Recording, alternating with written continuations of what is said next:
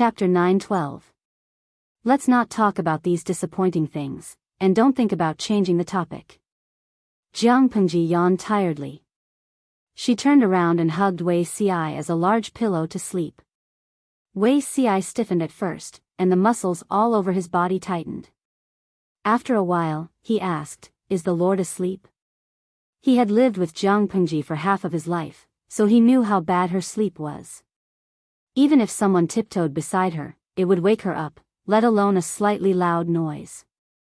Jiang Pengji closed her eyes and muttered, "I'm already asleep. Do you have the heart to disturb my sweet dreams?"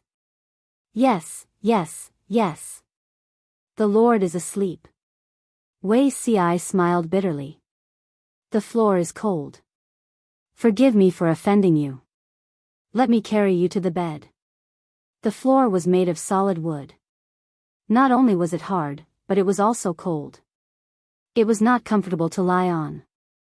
Jiang Pengji's ears perked up when she heard that. She opened her arms enthusiastically. "Come on. If Zixiao can't carry you, I can carry you." Wei Ci said, "Since the Lord is asleep, don't talk in your sleep."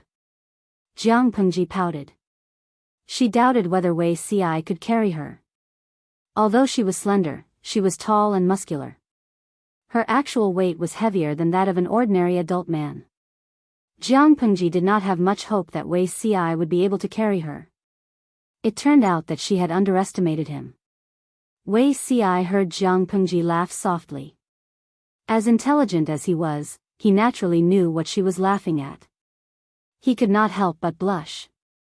Although he had carried Jiang Pengji, it was actually quite strenuous for him. His breathing was a little breathless. It was only a few steps from where he stood to the bed, but Wei Ci was so tired that a thin layer of sweat appeared on his forehead. Zixiao's arm strength still needs to be trained. Jiang Pengji rolled into the bed and clamped a corner of the thin blanket with her toes. She casually flung it and rolled her body in a circle. The spread-out thin blanket covered half of her body. Otherwise, it's easy to run out of stamina in the future. In the darkness, Wei Ci's eyes carried some helplessness. He was not a virgin. Of course, he could understand the meaning behind her words. Knowing Jiang Pengji's temperament, Wei Ci did not dare to simply respond to her, in case she pushed her luck. Jiang Pengji accurately stopped Wei Ci from taking another thin blanket and teased him with a smile. "Sleep in the same bed. Summer's Zixiao is very likable." Wei Ci replied, "In that case, my lord disdains me during winter?" "No," Jiang Pengji said, "my lord in winter is very likable to Zixiao." Wei Ci was stunned for a while before he understood what she meant. He was so embarrassed that he could not speak. His heart was burning with anger, and his tone carried a hint of annoyance. Who likes it? In the previous life, Her Majesty was so cold and serious. Why was she so glib in this life? He carefully lay down on the edge of the bed. His neck suddenly tightened, and Jiang Pengji forcefully pulled him in. Wei Ci had no choice but to accept his fate. In the end, he could not escape the fate of being used as a pillow in summer. In the previous life, Her Majesty at least knew how to restrain herself, but in this life, she was becoming more and more lawless. "I like it," Jiang Pengji said. Wei Ci had no choice but to lie flat. "Forget it, how many times can I be harassed in a year? Today, I'll let her be." Wei Ci's guess was right.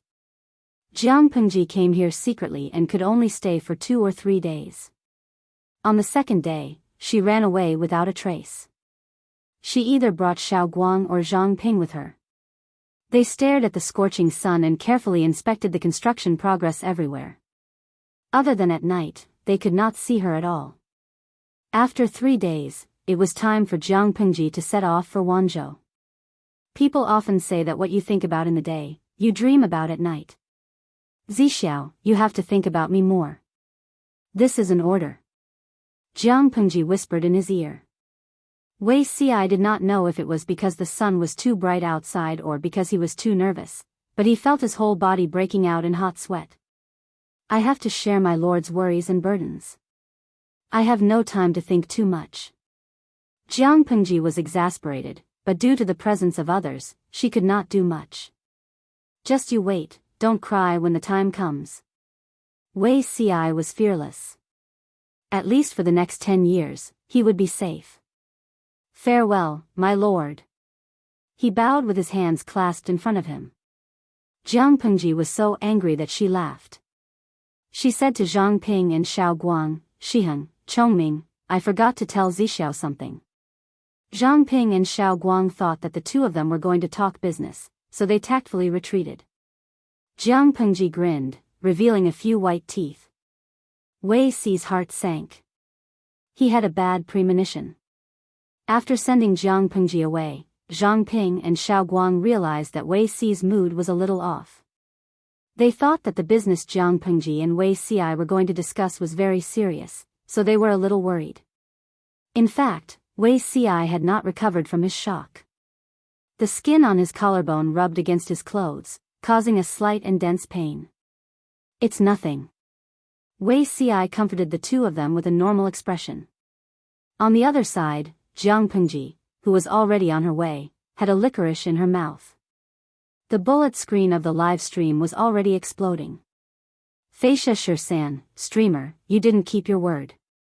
Didn't you say that this live stream is very serious? Why did you steal my idol? Gujo Daijun, I'm so angry. It's rare to have a male idol that I fell in love with at first sight, but in the end, he was bitten by the streamer. Iji Li Wuxia Haitang, my heart is broken. Didn't they say that the streamer is very serious and won't make fun of him? The above were the wails of the audience in the blue bullet screen. Although the Red Army had an absolute advantage, the endless stream of handsome male idols still attracted a portion of the blue audience. Among the many male idols, Wei Ci's looks were the most outstanding. Because he had appeared on the live stream a few times, he was the most valuable. Jiang Pengji had boldly grabbed Wei Ci's collar and bit his collarbone. This action broke the hearts of the blue audience. What was even more heartbreaking was that they did not know if Jiang Pengji did it on purpose. Not only did she grab Wei Ci's collar, but she also blocked their view. She definitely did it on purpose, right? Compared to the wails of the blue audience, the red audience was laughing and making noise. Lo Siji Lianmeng, hey, hey, hey, our little pig finally knows how to kiss cabbages. Father is so happy. Tudu Feichio, it's not easy. I've been following the live stream for almost 7 years. My daughter's first kiss has finally been given out. Mo Ling Yin, bah, what kind of first kiss is this? I've been looking forward to the streamer cooking this frog, Beauty Ci. The streamer hesitated and refused to bite him. May I ask, who would boil hot water for several years? If you want to bite him, then bite him. What kind of hero is blocking the camera? They only saw Jiang Pengji take a bite of Wei Ci, but they did not see any extra skin on him. How infuriating. Iji Sabao, you don't understand. This is called possessiveness. If I had a boyfriend like Beauty Ci, I would be petty too. Mingshir Yaya, if I had a boyfriend like Beauty Ci, I would have knocked him out and dragged him to bed to make him cry. Jiang Pengji looked at the bullet screen and smiled without saying a word. Chapter 9:13. Jiang Pengji's return to Wanzhou was a spur-of-the-moment idea, so she didn't inform the people in Wanzhou.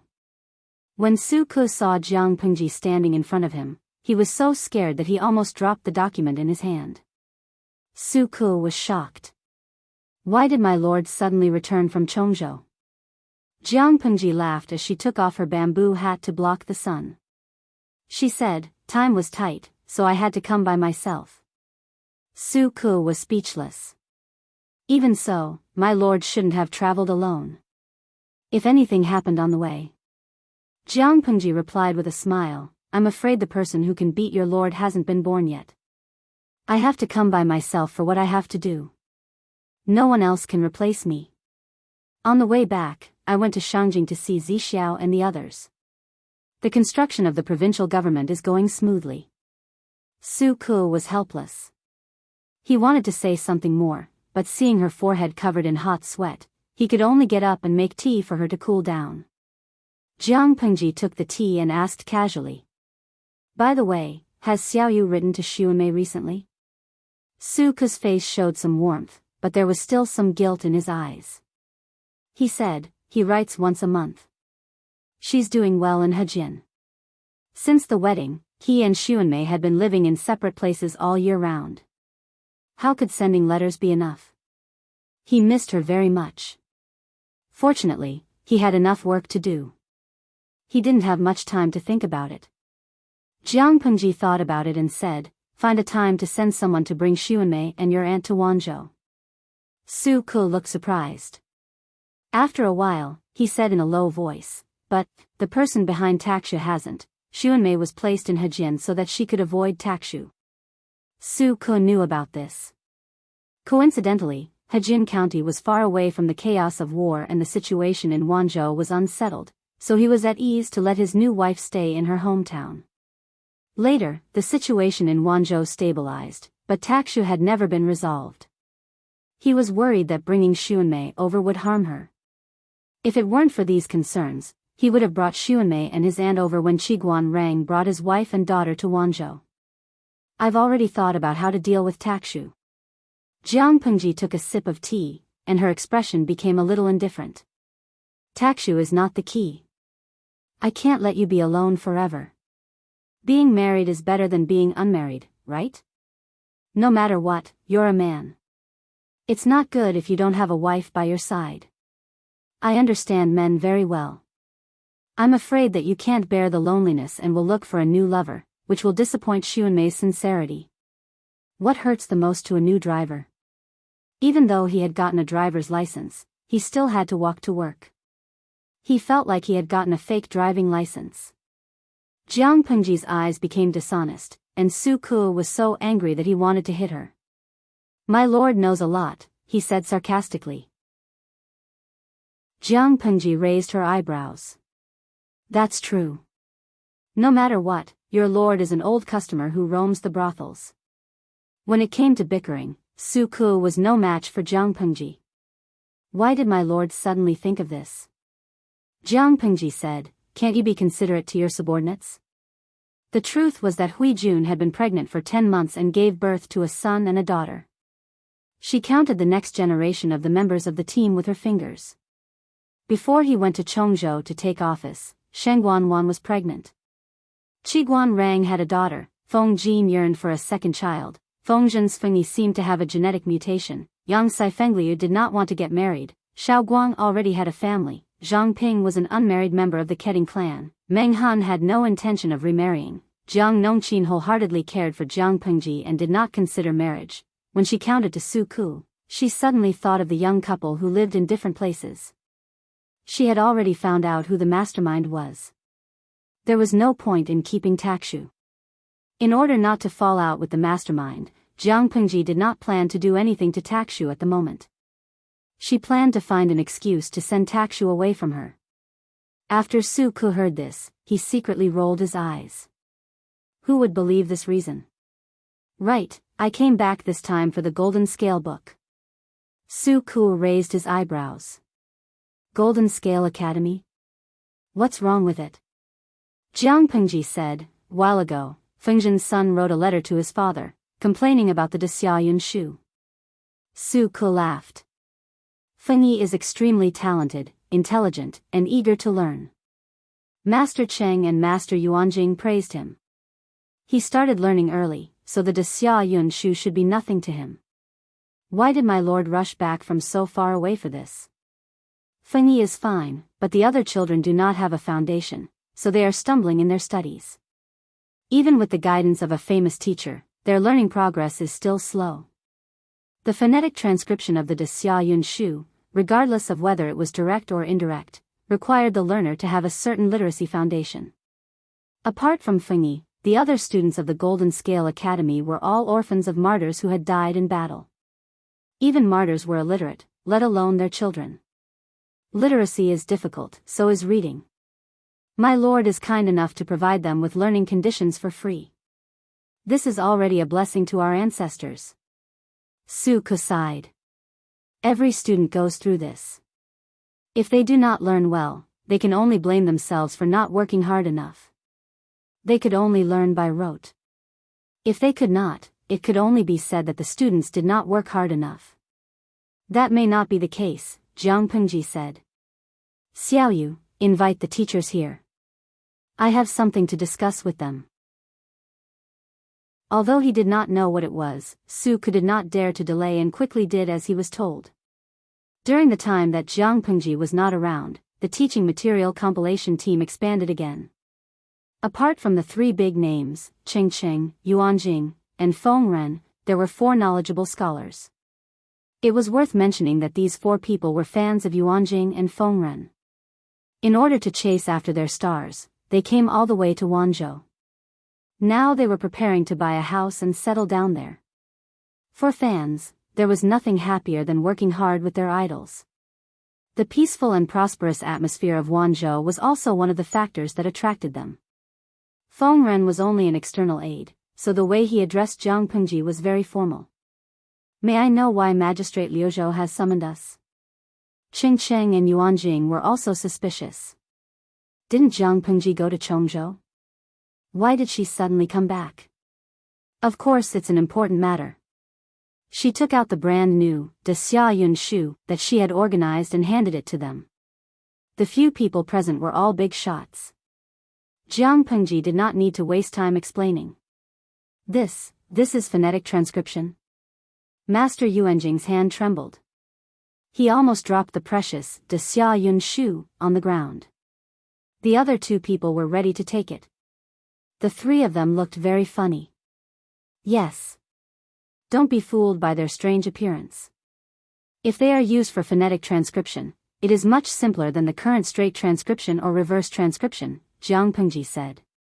The biggest advantage is that, first, they are few in number and easy to remember.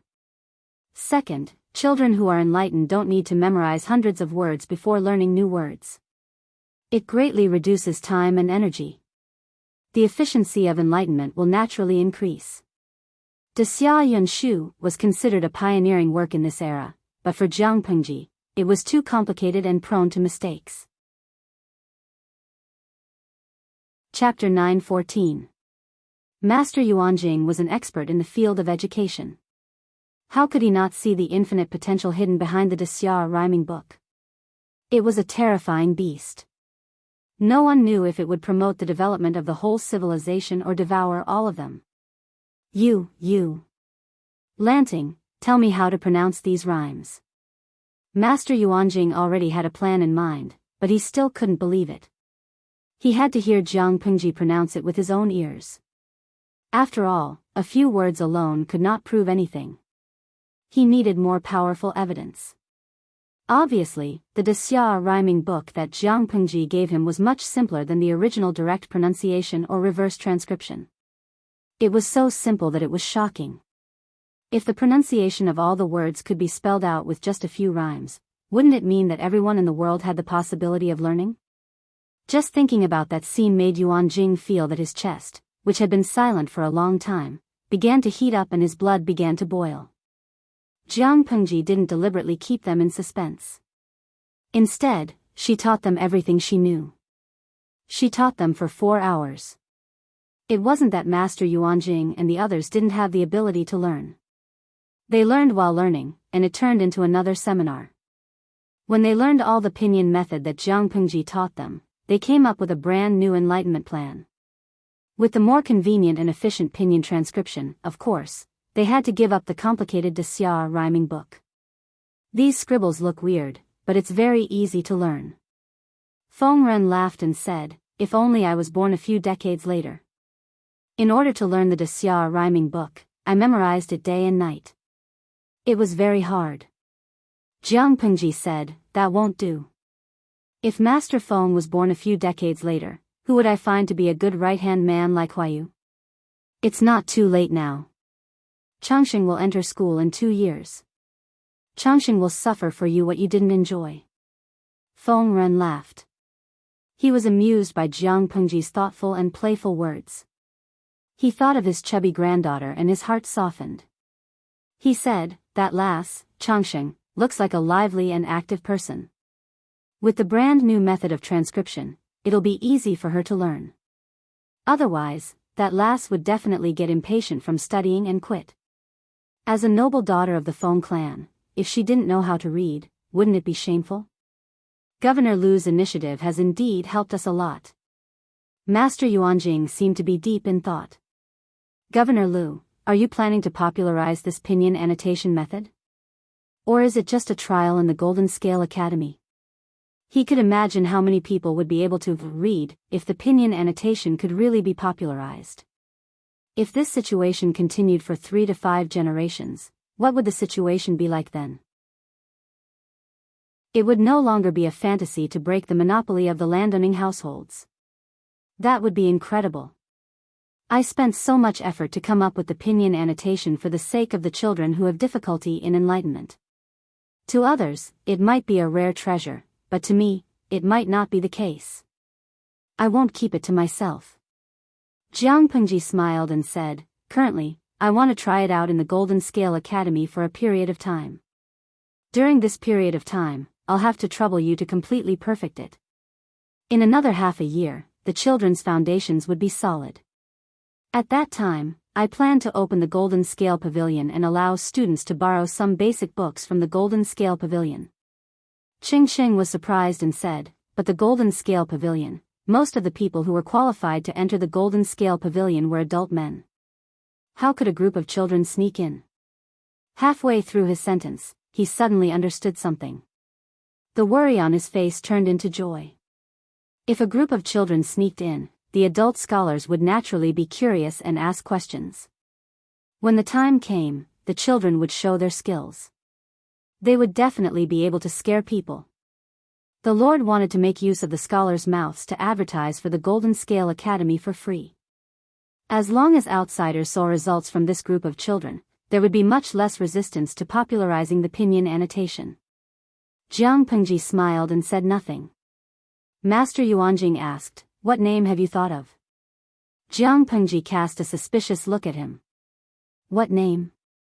You came up with this pinyin annotation method. Naturally, you should give it a name. It was a good thing to leave a name in history. Many people were envious of it but could not come. Jiang Pengji was speechless. She was not good at giving names, but someone liked to let her do it. This. Why don't we just call it Xian Yun? Master Yuanjing glanced sideways and asked her with his eyes. Was there really no need to add a surname or something in front of Xian Yun? This was a good opportunity to leave a name in history. It was not a cabbage on the street. If she missed this opportunity, there would be no more. Jiang Pengji thought about it. She saw the contents of the bullet screen in the streaming room and immediately changed her mind. Let's just call it Xian Yun of Chinese. Master Yuanjing looked away and nodded. Very good. With Master Yuanjing and the others around, Jiang Pengji was not worried about the Golden Scale Academy. Master Yuanjing and the others were full of fighting spirit. They were thinking about how to show off their skills.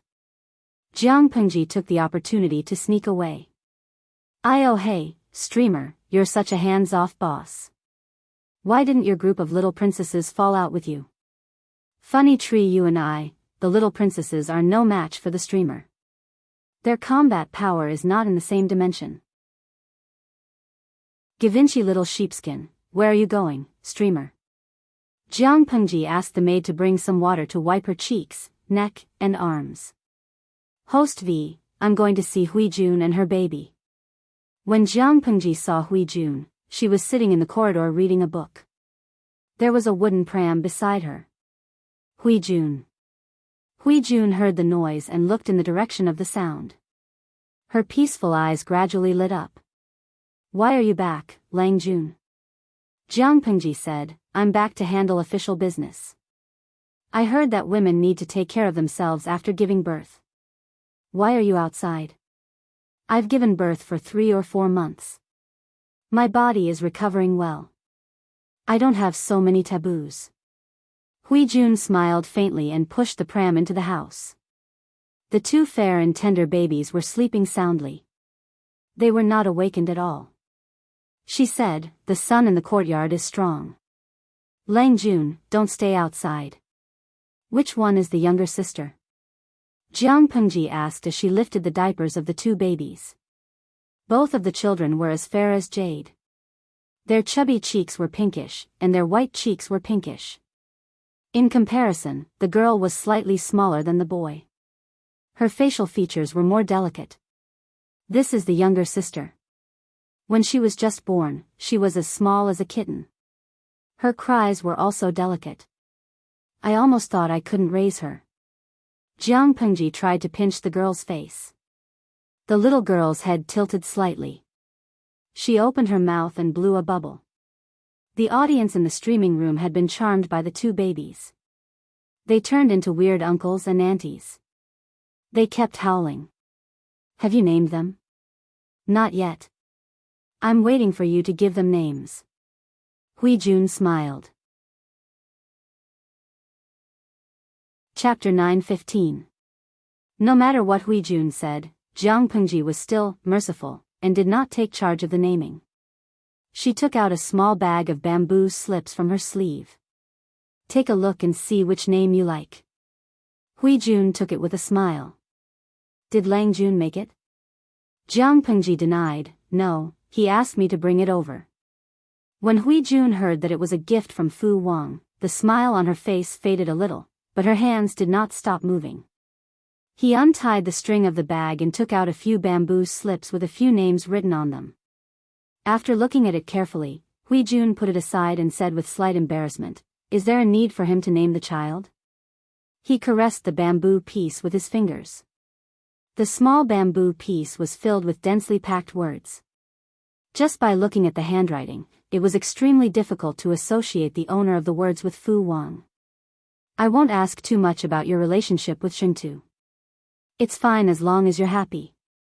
If you think raising a child is too stressful, don't hold it in.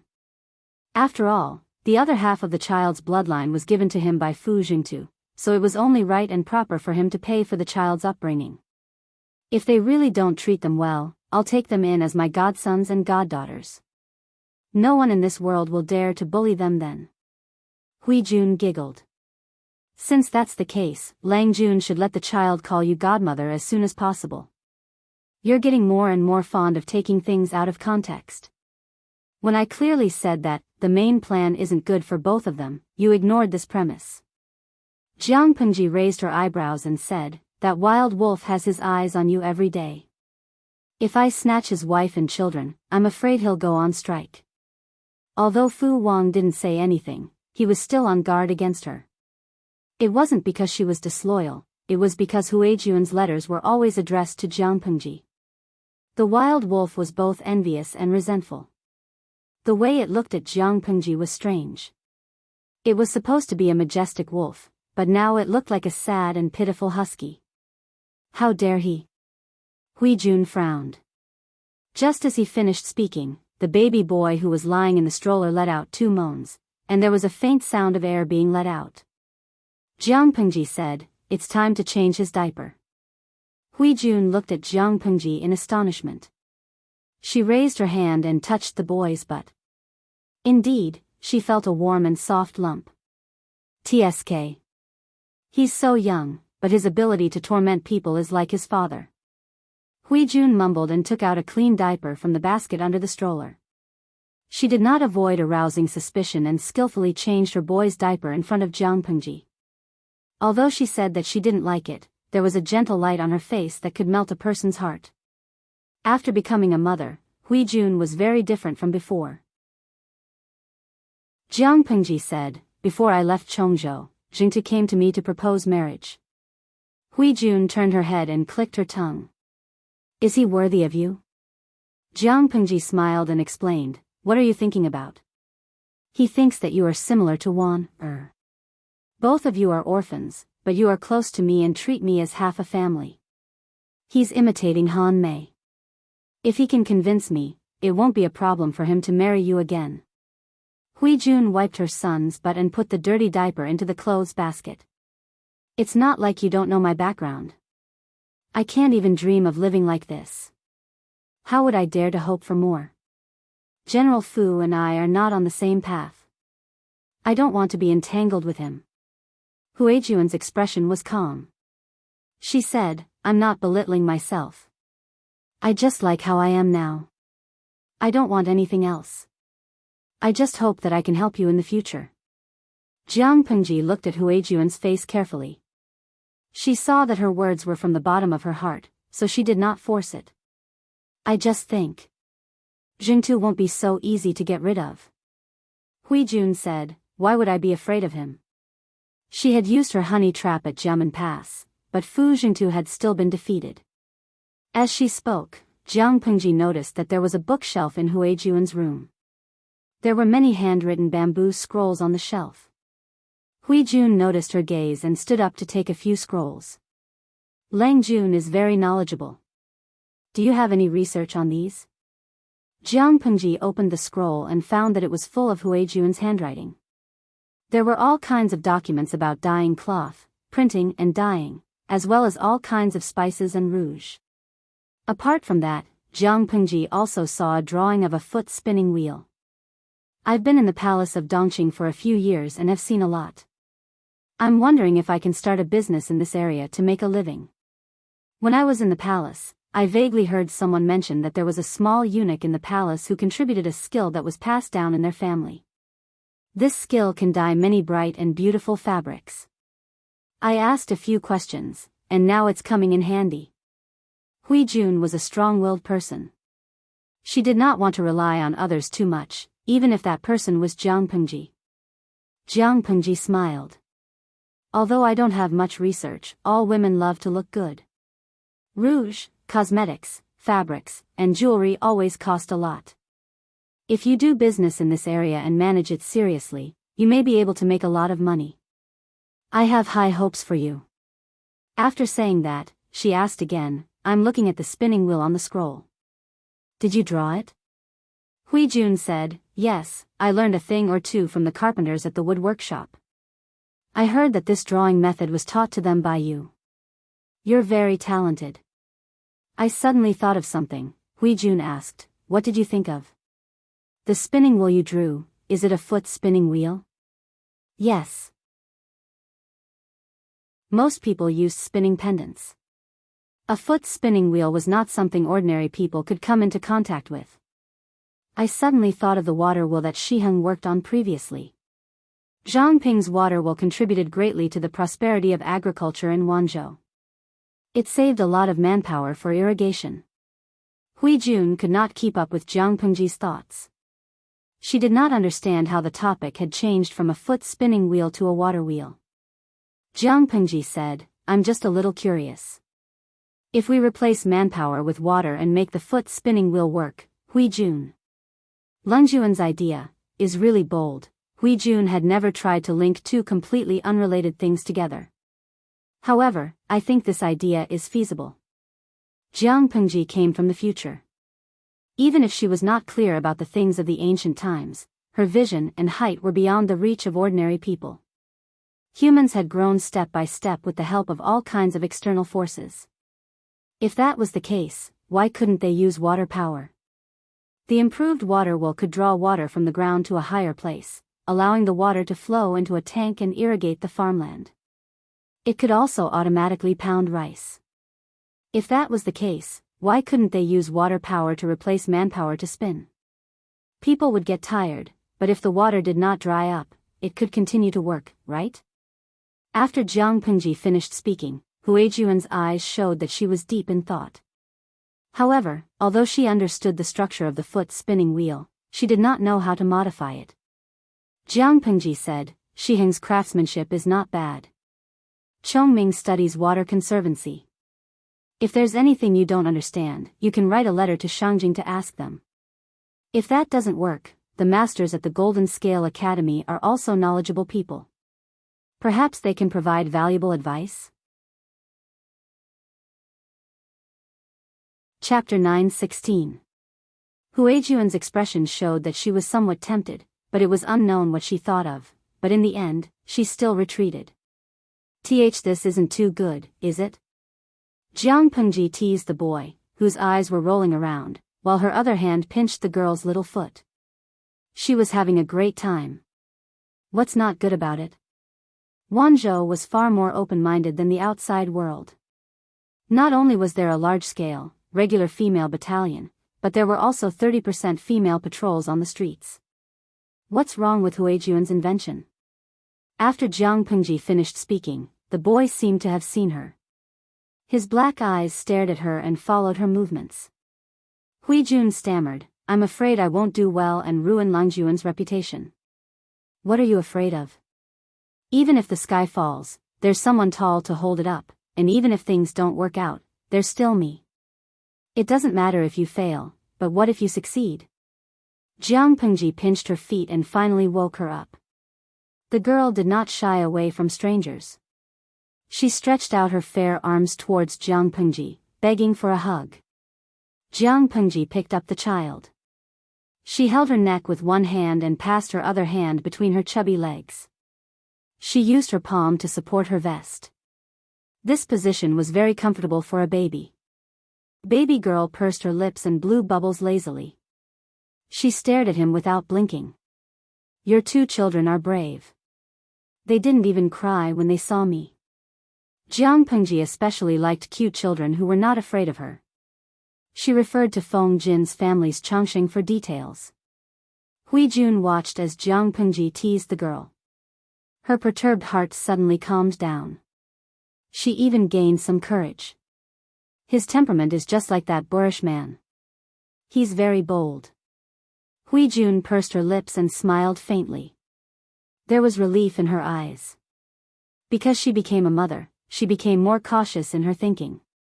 She was afraid that her past would be exposed. It didn't matter to her, but she was afraid that the child would be affected. Now that she had Jiang Pengji's promise, she heaved a sigh of relief. She was no longer uneasy, but rather eager to try. If the water-powered spinning wheel was really built, how much manpower could be saved and how much help could Langjun be? Huijun began to think in the direction of water conservancy. Jiang Pengji continued to play with the two babies.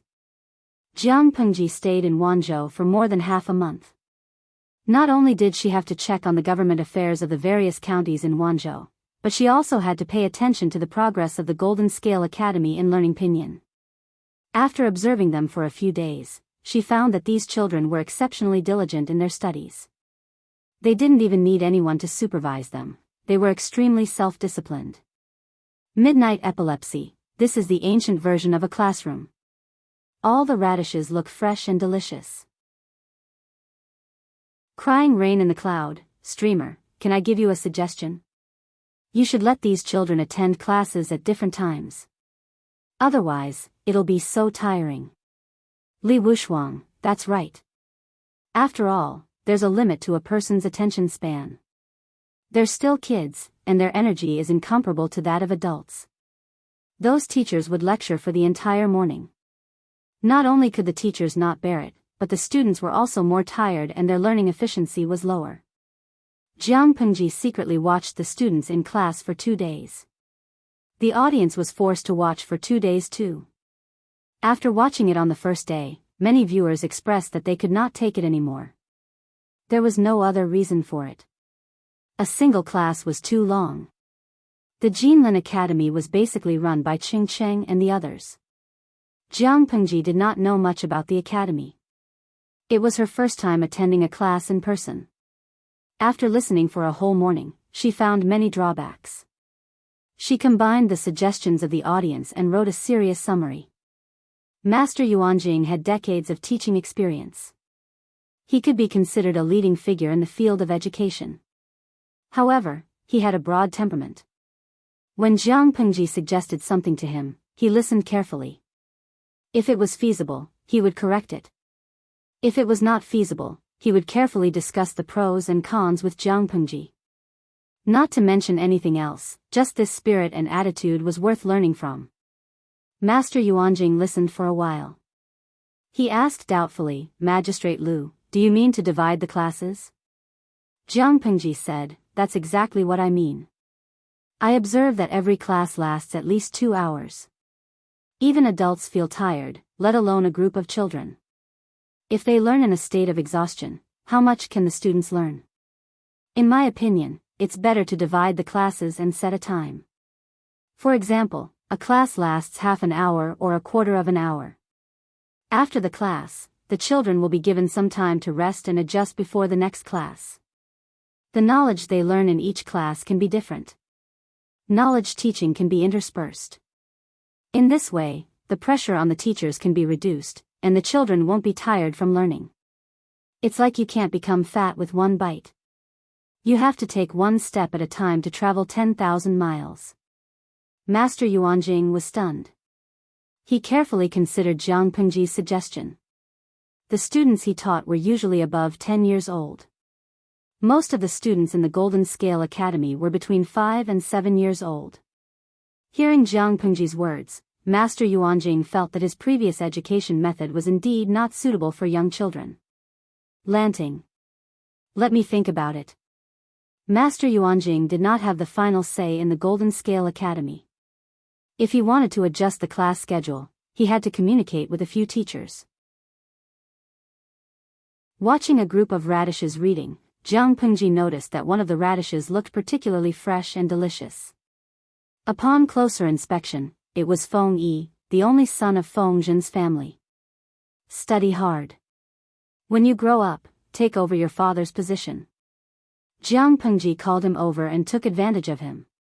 For example, she pinched his little face and rubbed his hair. His little face was ravaged by Jiang Pengji, but Feng Yi remained as still as a mountain. He only pursed his lips tighter.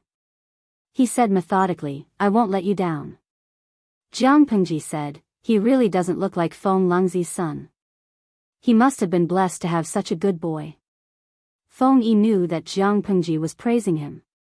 When he heard her say that his father was not good, his eyes showed disapproval. "Hey, you have a little temper." Jiang Pengji ravaged his face. She would not stop until his fair face turned red. "I don't dare." Jiang Pengji said, "My body is a little weak. A man has to be stronger. Otherwise, I won't even be able to carry the girl I like." Feng Yi frowned. It was no wonder that the magistrate of Lu Prefecture in front of him could collude with his father. Both of them spoke indecently. Weren't they afraid of teaching a bad person by saying that in front of a 7-year-old child? Jiang Pengji suddenly thought of something. She asked Feng Yi, "How are your studies?" "Not bad." Feng Yi had been in school for a few years. He was talented. The difficulty of studying in the Golden Scale Academy was too low for him. He was a top student who could even recite the Dixia rhyming book fluently. "I'll give you a task." Feng Yi was stunned for a moment. He solemnly bowed to Jiang Pengji. "Please speak, magistrate." After half a year, bring a few of the top children in the Golden Scale Academy to challenge the Golden Scale Pavilion. Feng Yi was speechless. Jiang Pengji added, "You have to attack those arrogant scholars from all aspects. Do you understand? If the sky is pierced, I'll bear it for you." Chapter 9:17. Feng Zhen, who was far away in Chongzhou, did not know that his darling had been harmed by Jiang Pengji. After settling the matters in Wanzhou, Jiang Pengji prepared to return to Chongzhou to preside over the overall situation. Wanzhou recruited many middle-level talents. These people had clean backgrounds and were not of high birth. They were hard-working and easy to manipulate. Jiang Pengji met them one by one. She praised Su Ku and Feng Jin again and gave them a bonus. Oh. As for Feng Jin's indirect questions about the break, she pretended to be deaf and dumb. The situation in Wanzhou was stable, but there was trouble in Chongzhou. The gentry clans in Chongzhou had learned their lesson after being bullied by her. But not long after she left, they returned to their old ways and wanted to cause trouble for her. A bunch of idiots. Jiang Pengji laughed coldly. Do these people think the coffins are not placed long enough and the corpses are not rotten enough? Her words were vicious. If the gentry clans in Chongzhou heard them, they would definitely vomit blood in anger. Last winter, Jiang Pengji entered Chongzhou and killed several senior gentry clans in Chongzhou. She even used the military to suppress and intimidate them. She gathered one group of people to suppress another. Her clean and efficient methods scared the gentry clans so much that they did not dare to let out a fart. She even sent troops to surround their mansions, forcing them to be unable to bury their relatives' corpses in their ancestral graves. They could only stay in the mourning hall. This stop lasted until summer. The corpses had already decomposed into white bones. The stench of corpses filled the air. The gentry clans finally could not resist anymore. They gave in to Jianghu and unwillingly spat out a portion of the land deeds. However, Jianghu was a ruthless person. She refused to withdraw her troops even after receiving the land deeds. They had to spit out all the land they had seized from the people. After a stalemate, the gentry clans in Chongzhou could only bear with the pain and swallow their resentment. They swallowed their resentment, but the death grudge was also settled. When they buried the corpses of their relatives in their ancestral graves, Jianghu ran off to Wanzhou. They had nowhere to vent their anger. However, they could not kill Jianghu, but it did not mean that they could not get back at them. What were the gentry clans? They were a group that placed their personal and family interests above the interests of the country. As long as their families did not fall, the carnage outside had nothing to do with them. In order to take revenge on Jianghu, a few families formed an alliance in private and planned to join forces with the north borderline to betray their teammates. Of course, this matter was exposed to Jianghu, which showed how bad their confidentiality measures were. In fact, the ancients did not seem to have any sense of secrecy. In the history of the previous dynasty, how many coups were stifled because of leaks? Su Ku also saw the secret report and couldn't help but be speechless. These people are really, even if the Lord was too ruthless, wasn't the cause because they forcibly occupied the fertile land, oppressed the good people, and trampled on the common people? They had done such a heinous thing, and now that their Lord had forced them to spit it out, did they still feel that they had been wronged? Not only did they suffer grievances, they even allied with the forces of the northern borderline and prepared to open an opening at the border to let the cavalry of the northern borderline break in. Fortunately, the northern border has yet to recover from the horse plague 2 years ago. Even if we send the cavalry to kill and pillage, there won't be many of them. Su Ku furrowed his brows and said, otherwise, wouldn't we be inviting a wolf into the house? Those people actually dared to do such a thing. Jianghu laughed coldly. She crushed the secret letter, her eyes filled with a cold murderous intent. I originally wanted to keep them for a while, but I didn't expect them to be tired of living and take the initiative to hand over their weaknesses. Not to mention anything else, just the fact that they had colluded with the enemy and committed treason was enough to consign them to eternal damnation. Previously, Jianghu falsely accused them of colluding with the enemy and committing treason, but she didn't have concrete evidence in her hands. She could only rely on her mouth to distort the purpose of their annexation of land. Now that she had concrete evidence in her hands, she didn't believe that she couldn't kill these vermin. Does my lord want to catch them all in one fell swoop? Jianghu said, they are playthings that cause endless harm. It's better to squash them to death as soon as possible. According to the original plan, she wanted to deal with them before the war with the northern borderline. She didn't expect them to be even more anxious than she was, taking advantage of the time when she was not in Chongzhou to plot to take away her assets. These people were still too impatient. Jianghu left Chongzhou, how could she not send people to keep an eye on them?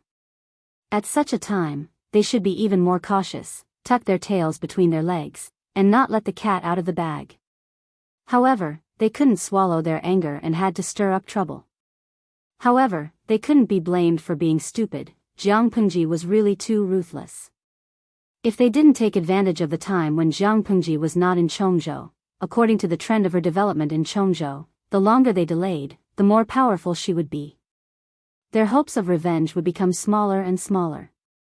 It was a pity that they underestimated Feng Zhen and Qiguan Rang's abilities.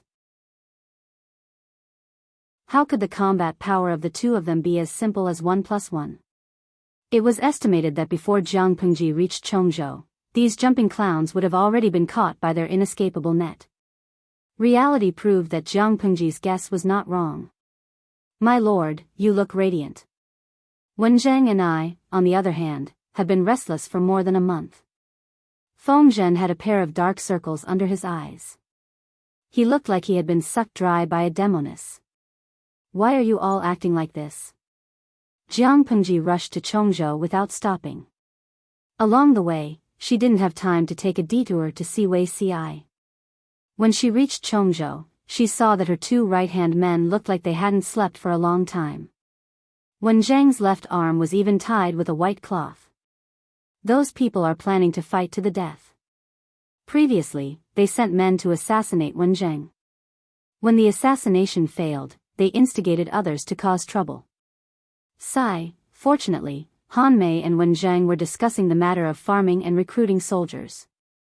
That was how I managed to survive. When Qiguan Rang was assassinated, Jiang Pengji was still on the road, so she didn't receive the news. What? Haven't these people been arrested?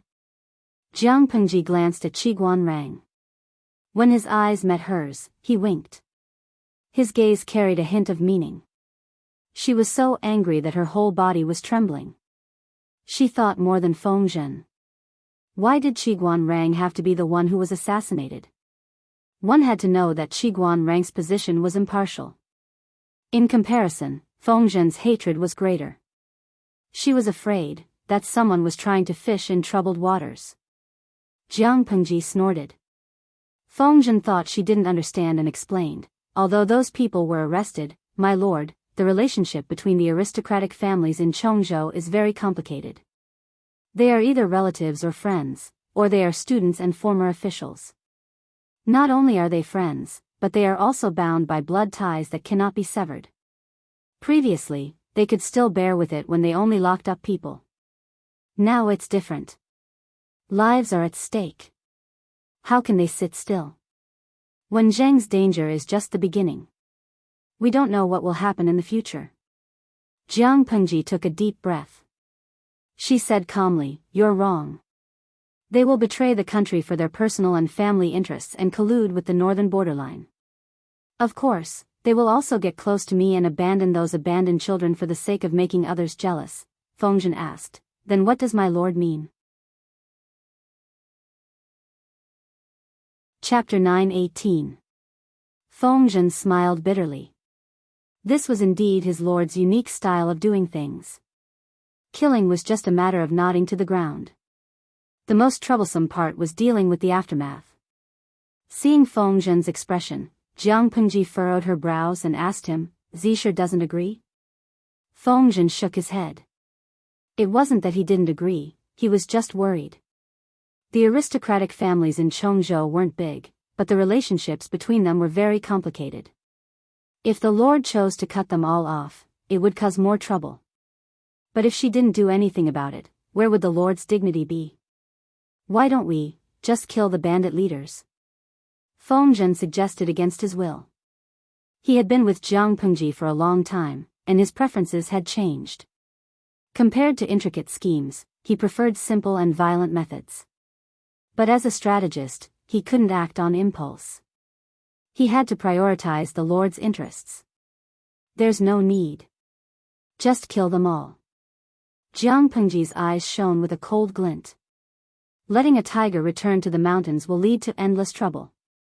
In a place like Chongzhou, the temple is small, but the wind is strong. The relationships between them are complicated. If we only kill the bandit leaders, it's the same as letting them preserve their strength.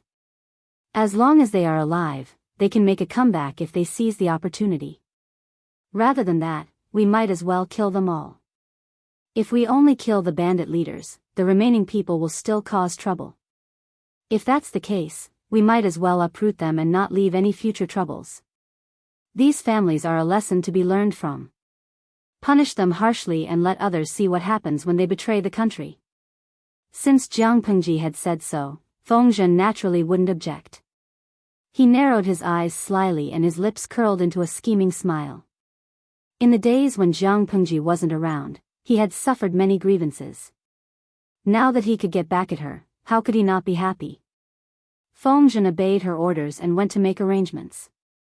Only Jiang Pengji and the silent Qiguan Rang were left. "Are you all right? Does your wound still hurt?" Jiang Pengji asked softly. Qi Guanrang's stiff lips twitched. He said, "This time. I really suffered an unexpected disaster." Jiang Pengji understood the meaning behind his words. She restrained the smile on her lips and resumed her cold expression.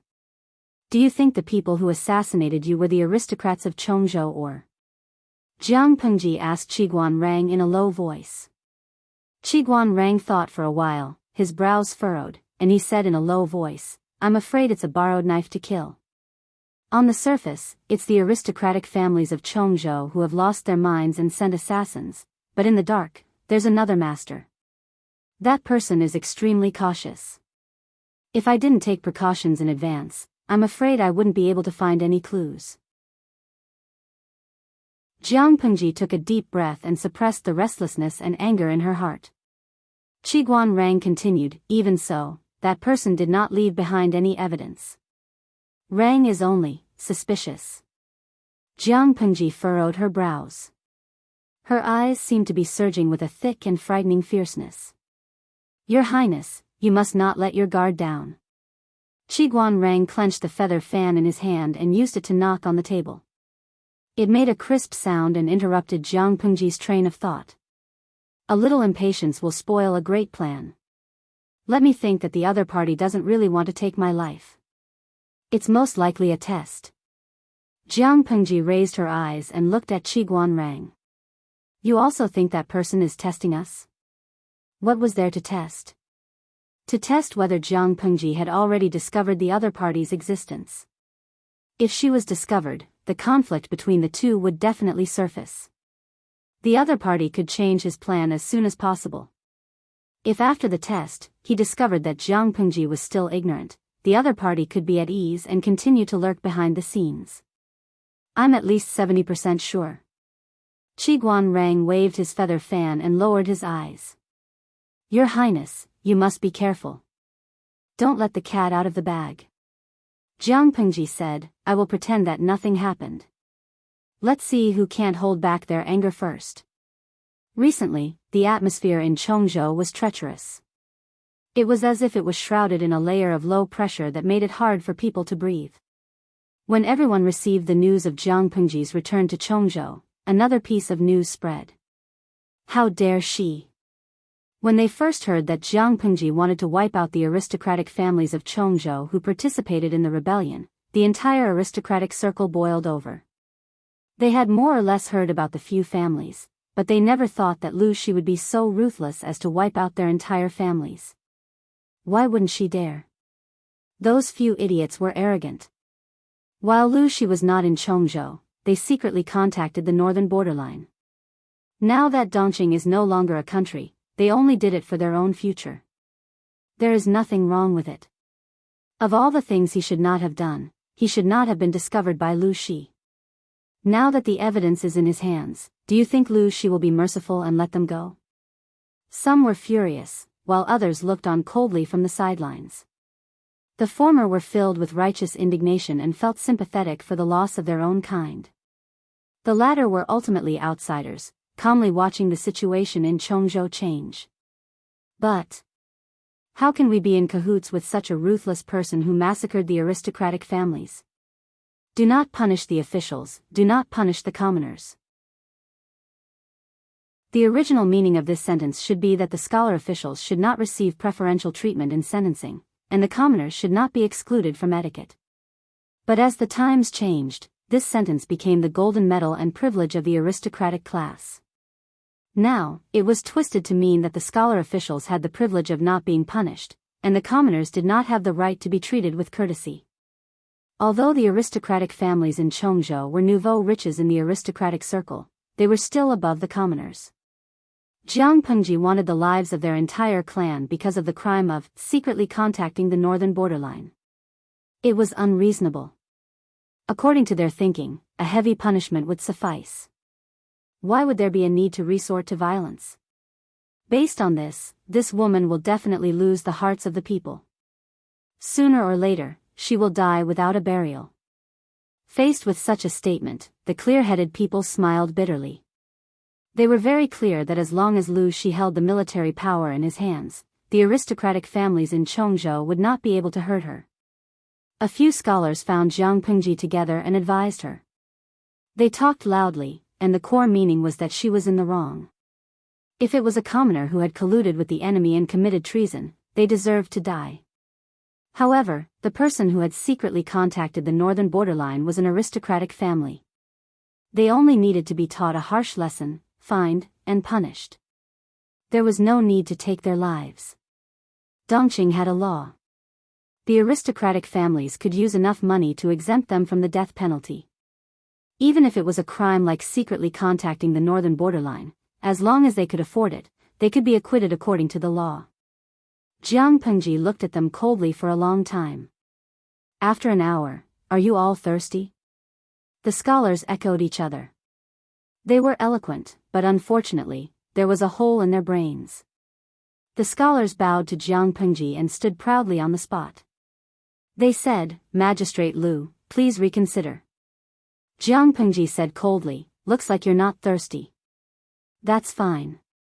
I don't want to throw you into the well in the backyard and dirty my water. Someone, throw out these fellows who have an undeserved reputation. From now on, if they dare to come to our door again, break their legs." After the scholars heard this, their faces turned ashen. Jiang Pengji narrowed her eyes dangerously. "Throw them out." The scholars wanted to say something, but when they saw the guards in armor and brandishing their blades, they were as quiet as chickens, not daring to make a sound. It was at this moment that Fu Wang and Li Yun stepped in with a bloody aura. The scholars saw them and felt uneasy. "Is it done?" Jiang Pengji asked. Chapter 919. Jiang Pengji was also afraid that a long delay would bring trouble. After making up her mind, she let Fu Wang and Li Yun lead the troops to confiscate the houses and arrest the people. According to Dongqing's practice, confiscating property and exterminating 3 clans meant confiscating property. Confiscating property was easy to understand. It was nothing more than confiscating all property, including land, real estate, gold and silver, slave contracts. Exterminating 3 clans referred to the paternal, maternal, and wife clans. If Dongqing's imperial power was stable, something as big as confiscating property and exterminating a clan needed the permission of the court. However, Dongqing was now ruled by the emperor. It was good enough that one edict could affect the entire imperial city. Why would Jiang Pengji care about him? Confiscating property and exterminating a clan was something she could do. However, she did not go too far. According to Dongqing's current laws, exterminating a clan was a rule. The offenders and the men in the family would all be executed. The women could be exempted from the death penalty. However, they would be made prostitutes for the officials or sent to the army as camp prostitutes.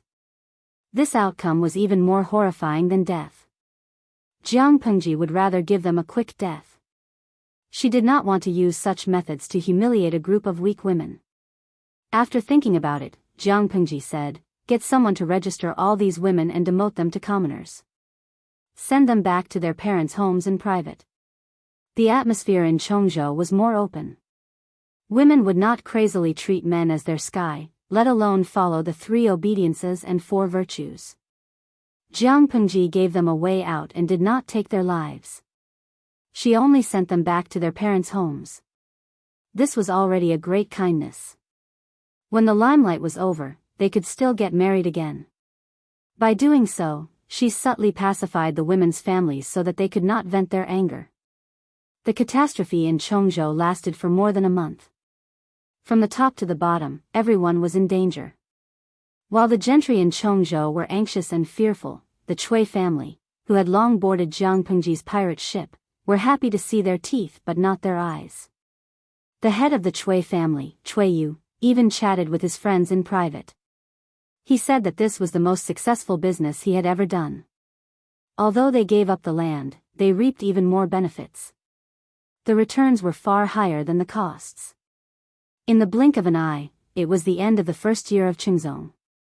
It had been a year since Jiang Pengji took over Chongzhou. In the past year, she had gone from being looked down upon to being a great demon that everyone feared. She had Chongzhou in her hands. As for Yangtze, who had been thrown to Hu County by Jiang Pengji, he was even more impressive.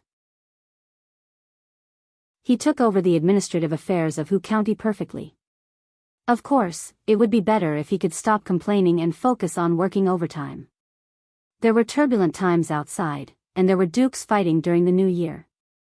Only the territory under Jiang Pengji's rule was peaceful. Well, maybe it was too peaceful, which made people envious and jealous. Over the past year, Jiang Pengji had steadily strengthened herself, and the other feudal vassal forces had not been idle either. As the end of the year approached, a secret letter was delivered to Jiang Pengji. She was so shocked that she slammed the table after reading it. Like father like son, Yang Tao has done a good job. Fengzhen almost had a heart attack because of Jiang Pengji. Next time, could he at least give him a heads up before making a fuss so that he could be mentally prepared? Yang Tao. Isn't that the son of the late Dongmen commandant, Yang Jian? Qiguan Rang frowned slightly. Seeing Jiang Pengji's face full of admiration, he thought about the situation outside and had some guesses in his heart. During the alliance meeting at Huangshui, Qiguan Rang felt that Yang Tao was not an ordinary person. It was not surprising that he had turned into a dragon after meeting water. Fengzhen said, I remember hearing news about Yang Tao a while ago. After Yang Jian died, he turned to the false emperor.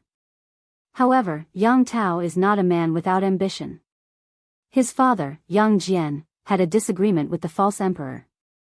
According to the false emperor's temperament, he would not treat Yang Tao kindly. Jiang Pengji smiled and said, a month ago, Yang Tao launched a coup. The false emperor retreated in defeat. Now he has fled to Nansheng. A coup? Even though they had expected it, Qiguan Rang and Fengzhen were still shocked when they heard the truth. Jiangzhou was the false emperor's territory. Yang Tao's father, Yang Jian, had offended the false emperor. It was good enough that Yang Tao could keep his life. They did not expect this fellow to play the pig to eat the tiger without saying a word. He launched a coup right under the false emperor's nose and turned from guest to host. The false emperor seemed to have magnanimously accepted Yang Tao's defection, but he had been secretly targeting him. He did not even allow Yang Tao to touch military power. Yang Tao was aware of the situation he was in. He secretly formed an alliance with the court officials who were not loyal to the false emperor. They planned carefully and looked for a good opportunity to strike. A month ago, the false emperor brought his court officials and children to worship the heavens. Under Yan Lin's suggestion, Yang Tao claimed to be sick half a month earlier. He secretly quickened his pace. The sacrificial ceremony was solemn and grand. Elegant music was melodious and sonorous. The false emperor was immersed in his own imagination. He never expected that Yang Tao, who he thought was completely useless, would show his sharp teeth at this moment. Under Yan Lin's orderly command, the coup was like a thunderstorm. Everyone was at a loss as to what to do. Yang Tao's 3,000 men of sacrifice became the decisive force in the coup. Yan Lin forged documents and military orders, mobilized troops from all sides, and controlled the armory and key departments. Before the false emperor, Prince Changshu, could react, they were already surrounded at the place where the sacrificial ceremony was held. By the time the false emperor wanted to mobilize troops to defend himself, it was already too late. A figure flashed across Qiguan Rang's mind. He said, it's obvious that this was a premeditated coup. The person who set it up was shrewd and ruthless. He was very good at playing with people's hearts. He was obviously at a disadvantage, but he was able to take advantage of every opportunity to attack the false emperor again and again. He made it impossible for the false emperor to calm down. Yang Tao was brave, but he lacked strategy. Even though he had grown a little after Yang Jian's death, he was still far from being as shrewd as the false emperor. In my opinion, all of this must have been done by an expert. I can't think of anyone else other than Yan Lin. Qiguan Rang's eyes flashed with coldness as he thought about this. He knew that Yan Lin was not a simple man, but he didn't expect him to be so capable. He had helped Yang Tao turn the tables from a disadvantageous position to an advantage. Now, he could control the entire Jiangzhou effortlessly. What a pity. If he had known earlier, he wouldn't have let Yan Lin live. Jiang Pengji said calmly, I also think that he was the one behind all of this. I have to say that he is indeed a meticulous and shrewd person. But, he was able to help Yang Tao turn the tables. It was 50% strength and 50% luck. If it weren't for the fact that the Mengs in Cangzhou realized that they couldn't help the false emperor and withdrew their troops back to Cangzhou, Yan Lin wouldn't have been able to do this alone. This is fate. Qi Guanrang said, I'm afraid he will be a formidable opponent. What are you afraid of?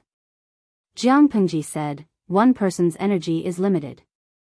No matter how capable Yan Lin was, he wasn't a god. Jiang Pengji stayed in the north, but the forces in the south of Dongqing were constantly changing. Yang Tao turned the tables and took over Jiangzhou. Huang Song, who was in Haozhou, didn't want to be outdone either. He took over the entire Haozhou. The Su brothers in Zhe County fought amongst themselves for a while. It was hard to tell who would win. In the end, they all set their sights on their old neighbor, Hu County. The chief of Hu County was Wu Mashang, an old friend from the Huangshui meeting. Chapter 920. The mountains and rivers of his old country had been destroyed, and the people's lives were in dire straits. And Shui thought that he could rely on his military strength to reclaim his old country, but he had greatly underestimated the situation within Nanxing. Nanxing, Jiangzhou. The barbarians of the four factions of Nanman only knew how to plunder and didn't know how to govern. Wherever they conquered, they would plunder and kill wantonly. He came empty-handed, but he left with a lot of money. Countless human heads and weeping women hung on the back of his horse. The heads were evidence of their military strength, and the women were spoils of war for them to vent their desires and show off their power. And Shui wandered to Dongqing, and only managed to gather 6,000 men after much scheming. He thought that he had some confidence, but the situation in Nanxing was far worse than when he left. The aristocratic families and commoners couldn't stand the violence of Nanman and rose up in revolt. If they focused on the outside world, Nanxing might still be saved, but the enemies had yet to retreat and civil war had broken out. And Shui brought 6,000 men and sufficient rations to support Jiangzhou of Nanxing. He was originally from Jiangzhou of Nanxing. This wasn't just his homeland, but also where Madame An had built her connections.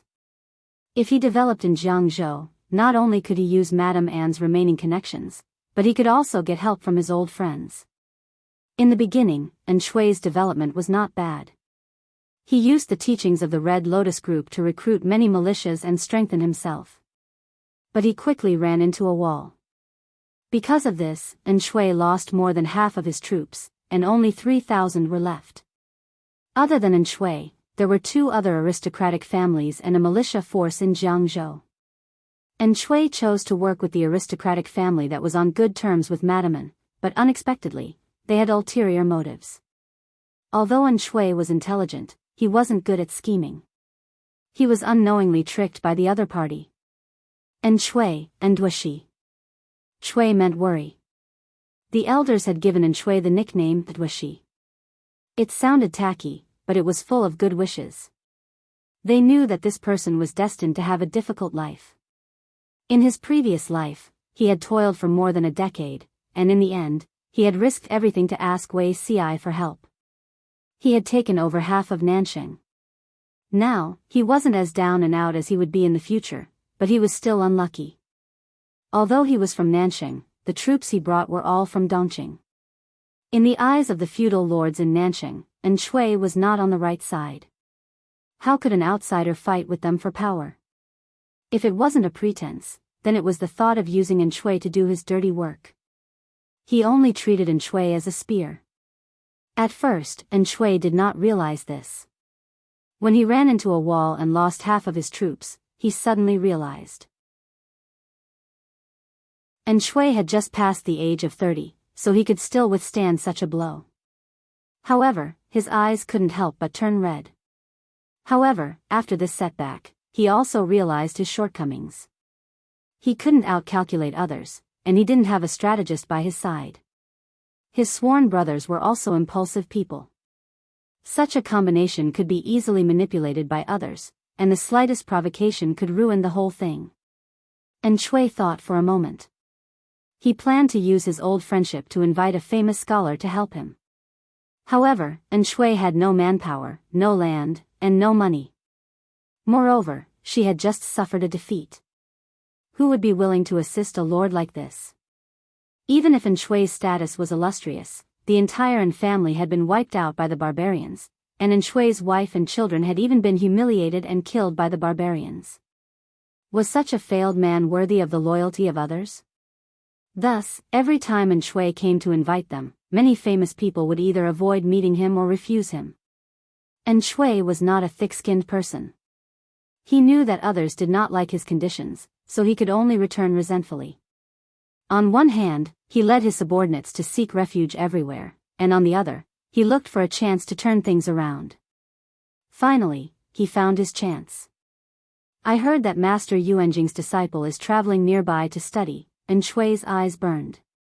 He remembered the performance of Master Yuanjing's first disciple, Qingjing, during the Huangshui meeting. The fire in his heart burned even more. Traveling? What's going on here? Which idiot came here to study? My lord, did you hear wrongly? Although Dongqing was chaotic, it was not as chaotic as Nanxing. There were barbarians everywhere who wreaked havoc and plundered.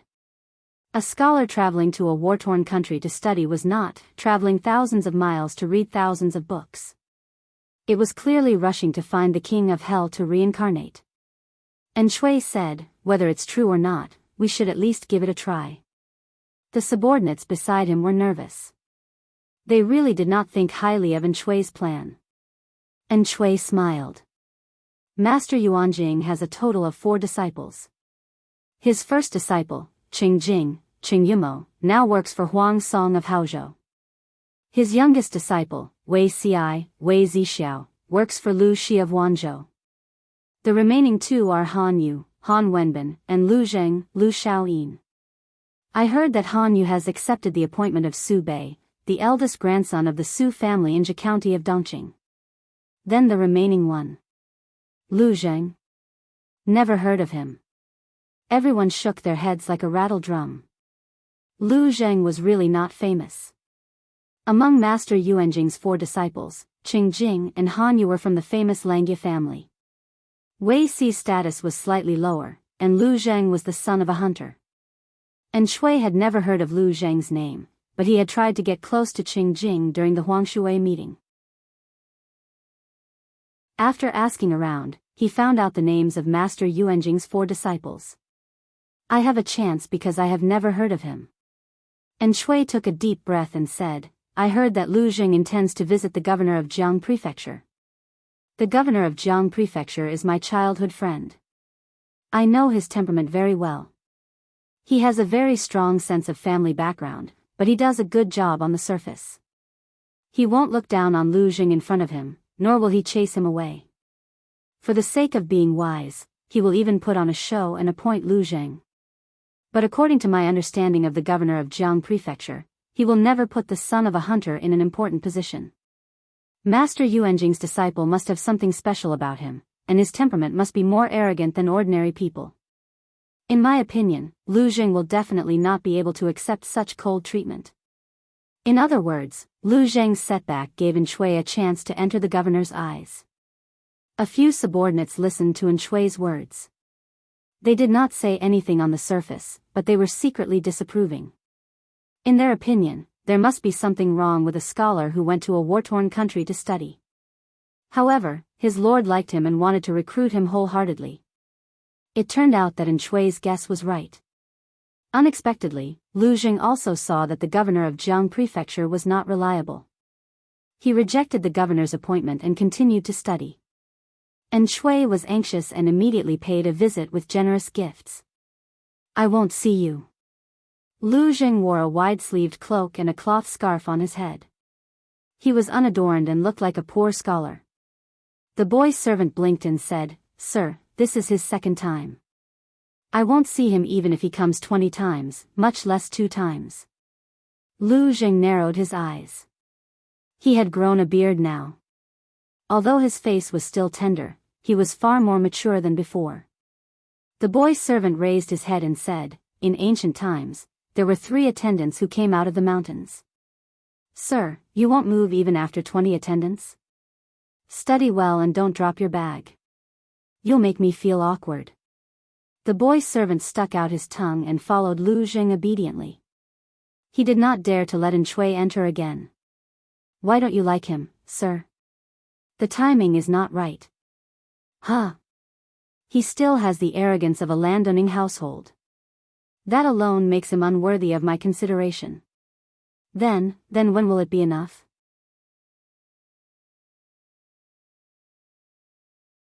Chapter 921.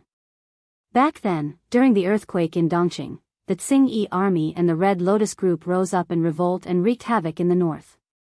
At that time, the common people all moved their families to the south to escape the chaos of war. Now that several years had passed, the situation had changed. The north was peaceful, while the outside world was in full swing. There were even dukes fighting each other during the new year. When the group arrived at the latrine where Hu County Chief Wu Mashang had drowned, his body was covered in feces and crawling with maggots. They couldn't help but sigh. Wu Mashang was a member of the royal family, a descendant of the heavens. He ended up like this in his middle age. "I know. I heard that this person almost became emperor. He was one of the top figures in the 20-some Dukes alliance at Huang River. Who knew that he would die a violent death?" The scholar paused and continued, "Do you know why his body was found in the latrine pit? Is there an inside story?" His companion asked curiously. "Of course there is," the scholar said. "I heard that the Su brothers from Jianghu County were locked in a fierce battle and had endless internal strife. Just then, Wu Mashang wanted to take advantage of the conflict between the Su brothers and take advantage of it. Who knew that the Su brothers would unite against the outsiders and send troops to attack Hu County after the new year? When the army attacked, Hu County Chief Wu Mashang was still doing it with his beautiful concubine. When he heard the news that the enemy had attacked, he was so scared that he lost his horse. His concubine and servants only cared about their own lives. They hurriedly threw his body into the latrine in the backyard. It was said that after losing his horse, he regained his final radiance and watched helplessly as he was thrown into the latrine and drowned. The so-called horse death, also known as sudden death during intercourse, was also known as withdrawal syndrome. It was an unexpected death caused by sexual activity. The scholar described it vividly, as if he had seen it with his own eyes. This is really pitiful." His companion was speechless for a long time. After a while, he asked again, "But there is one thing I don't understand. I heard that the Su brothers from Jianghu County have always been at odds with each other. Why did they put aside their differences and join forces to attack Hu County? If the 2 brothers hadn't caused such a ruckus, Hu County Chief Wu Mashang wouldn't have been so defenseless. I have a feeling that there must be an expert guiding us to attack Hu County at this time after the new year." Wu Mashang had been planning to reap the benefits from the fight, but he never expected that his brothers, who had been at each other's throats just a second ago, would stab him in the back in the next second. It was too sudden. Who in the world did not know of the grudge between the 2 brothers, Su Bei and Su Fei? Rumor has it that it was Han Yu, Su Pei's strategist, who had repeatedly asked for advice and even risked his life to persuade Su Fei. Only then did the collaboration come about. Han Yu? This name sounds a bit familiar. Wait, I remember now. Isn't Han Yu the 3rd rank in Tian Wu's 15-year assessment? In that year's assessment, Master Yuanjing's disciple took the top 2 spots. If Dongqing had not fallen apart, perhaps these 2 people would still be the pillars of the country. Otherwise, why would people say that Master Yuanjing is powerful? None of his disciples are easy to provoke. The 2 of them drank several cups of wine, and soon, they were drunk. Sigh. Now that the world is in chaos, I wonder how many more times we can see such prosperity. They sat by the window on the 2nd floor of the tea house. From this position, they could clearly see the bustling crowd downstairs. Just after the new year, the closed market had reopened, and the people's faces were still filled with unfinished joy. Thinking about the outside world, such a prosperous scene was really rare. So what if he was one of the feudal lords?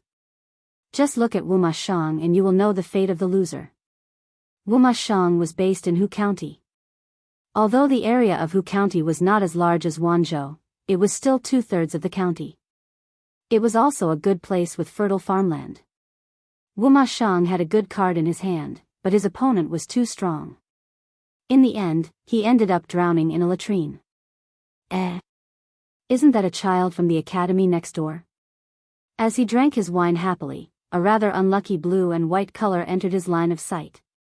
The scholar furrowed his brows. In Wanzhou, only the students of the Golden Scale Academy could wear such clothes outside. The Golden Scale Pavilion was open to the public, attracting countless students from thousands of miles away to study, further increasing the prosperity of Wanzhou. In this era, books were precious. The students drooled over the countless books, wishing that they could stay here for the rest of their lives. Who would be willing to move? The slightly wealthier scholars directly bought houses, the poorer ones rented, and the poorer ones had to share a house with several people. After living here for a long time, they also felt a sense of belonging to the Golden Scale Pavilion. Many people jokingly called the Golden Scale Academy the academy next door, and their words carried a hint of intimacy. Why did these children come to the Golden Scale Pavilion? In the eyes of the crowd, 6 or 7-year-old children were disgusted by cats and dogs. They came to the Golden Scale Pavilion and destroyed the valuable books. Stop. This isn't a place for children like you. Leave quickly.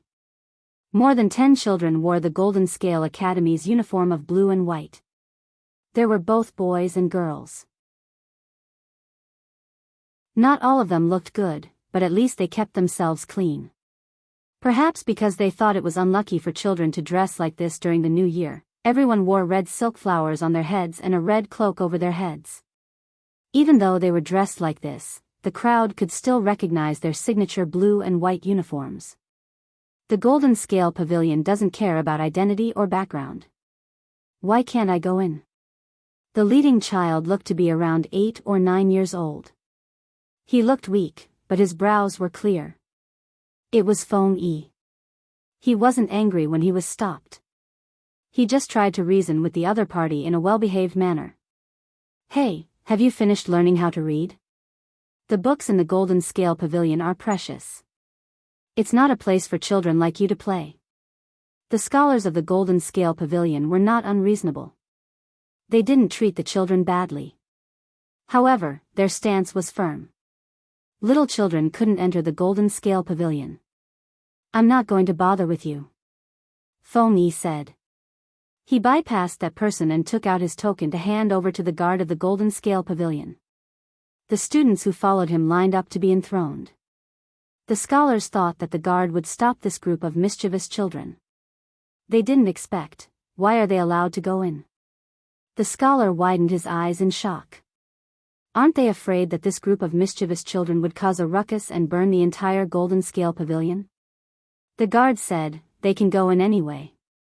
On the other side, Feng Yi led his people and ran towards the main hall of the Golden Scale Pavilion. Although they were small in number, they had a lot of people. When they walked together, they looked imposing. Feng Dalong, what should we do next? The girl's voice was tender. She looked fair and plump, like a jade sculpture. She was known as the flower of the Golden Scale Academy. Who else could she be but Feng Jin's Changsheng? Brother. Feng Yi was angry. The Changsheng who called him Brother Feng sweetly just now called him Feng Dalong the moment they met. Okay, my good brother. Feng Yi was speechless. Remember, show us the imposing manner of challenging the arena. We might lose, but we can't lose. After entering the main hall of the Golden Scale Pavilion, the 15 uniformly dressed children became a strange sight. They attracted the attention of everyone present. The other students were still a little frightened. However, Feng Yi straightened his back and borrowed books from the maidservant expressionlessly. The busybody eavesdropped. The scholars couldn't help but laugh.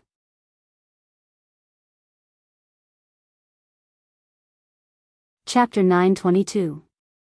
Changxing's ears were sharp. She snorted softly, pouted her mouth, and complained to Feng Yi. Feng Dalong, they said we can't understand. After saying that, Changxing rolled up her wide sleeves. She had just rolled up one sleeve with great effort, and the other slipped down her arm.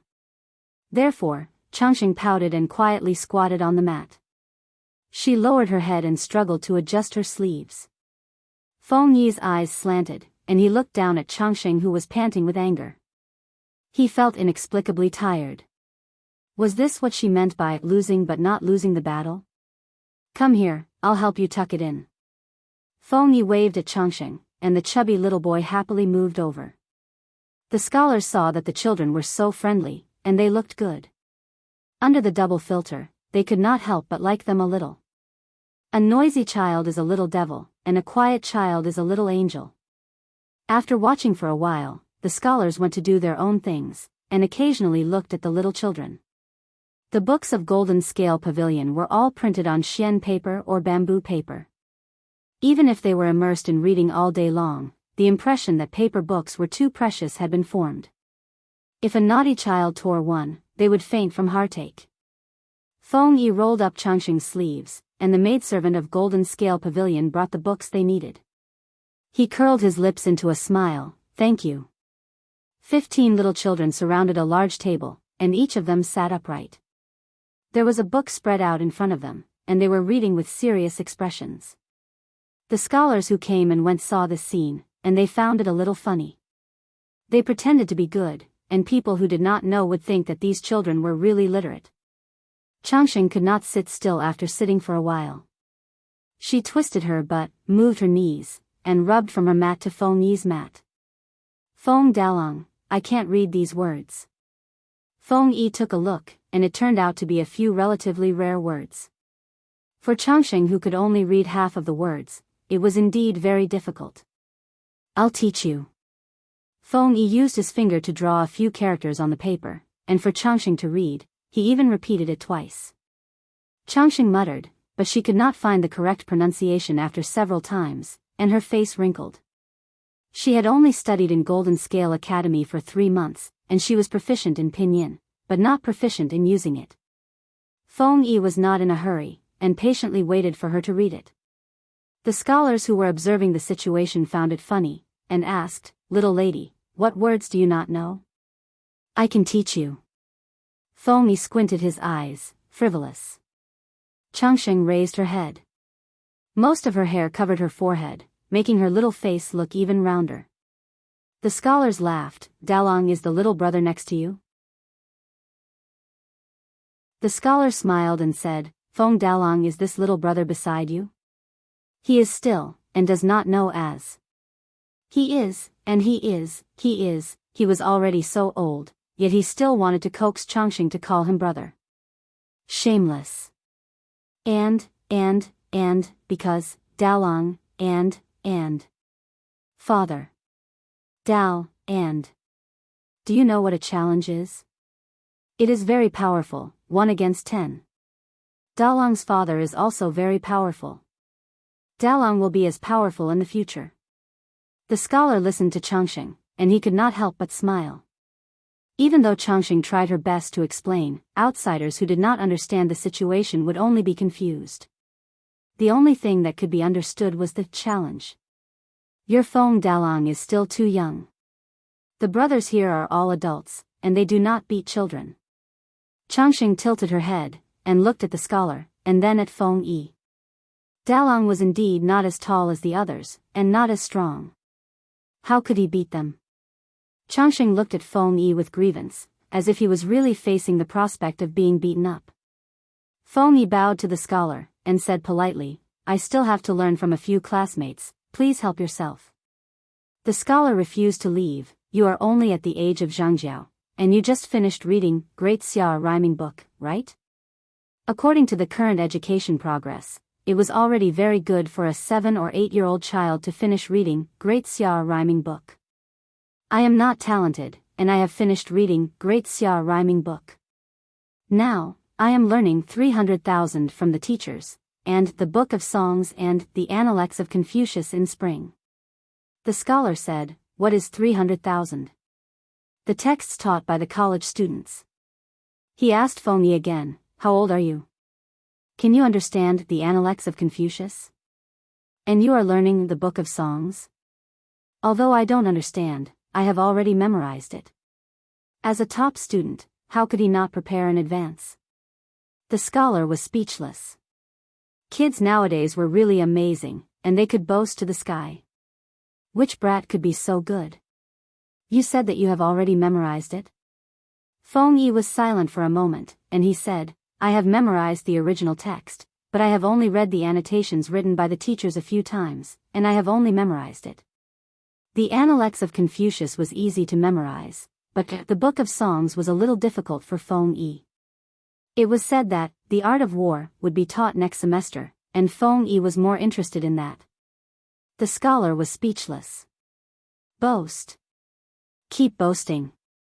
Brats nowadays did not even follow the basic rules when they boasted. How could a brat's parent not know? Did he really think that he had a genius son? Since that is the case, let me test you. The scholar felt that bragging kids needed to be taught a lesson, or else what if they became second nature to lying in the future? "Dear brother, please give me some pointers." Feng Yi raised his hand to signal the other students to continue reading, while he faced the challenge in front of him calmly. Sage Confucius had a student named Bo Shang, and his courtesy name was Zixia. He once said, "Parents, monarch, friend, which one do you know?"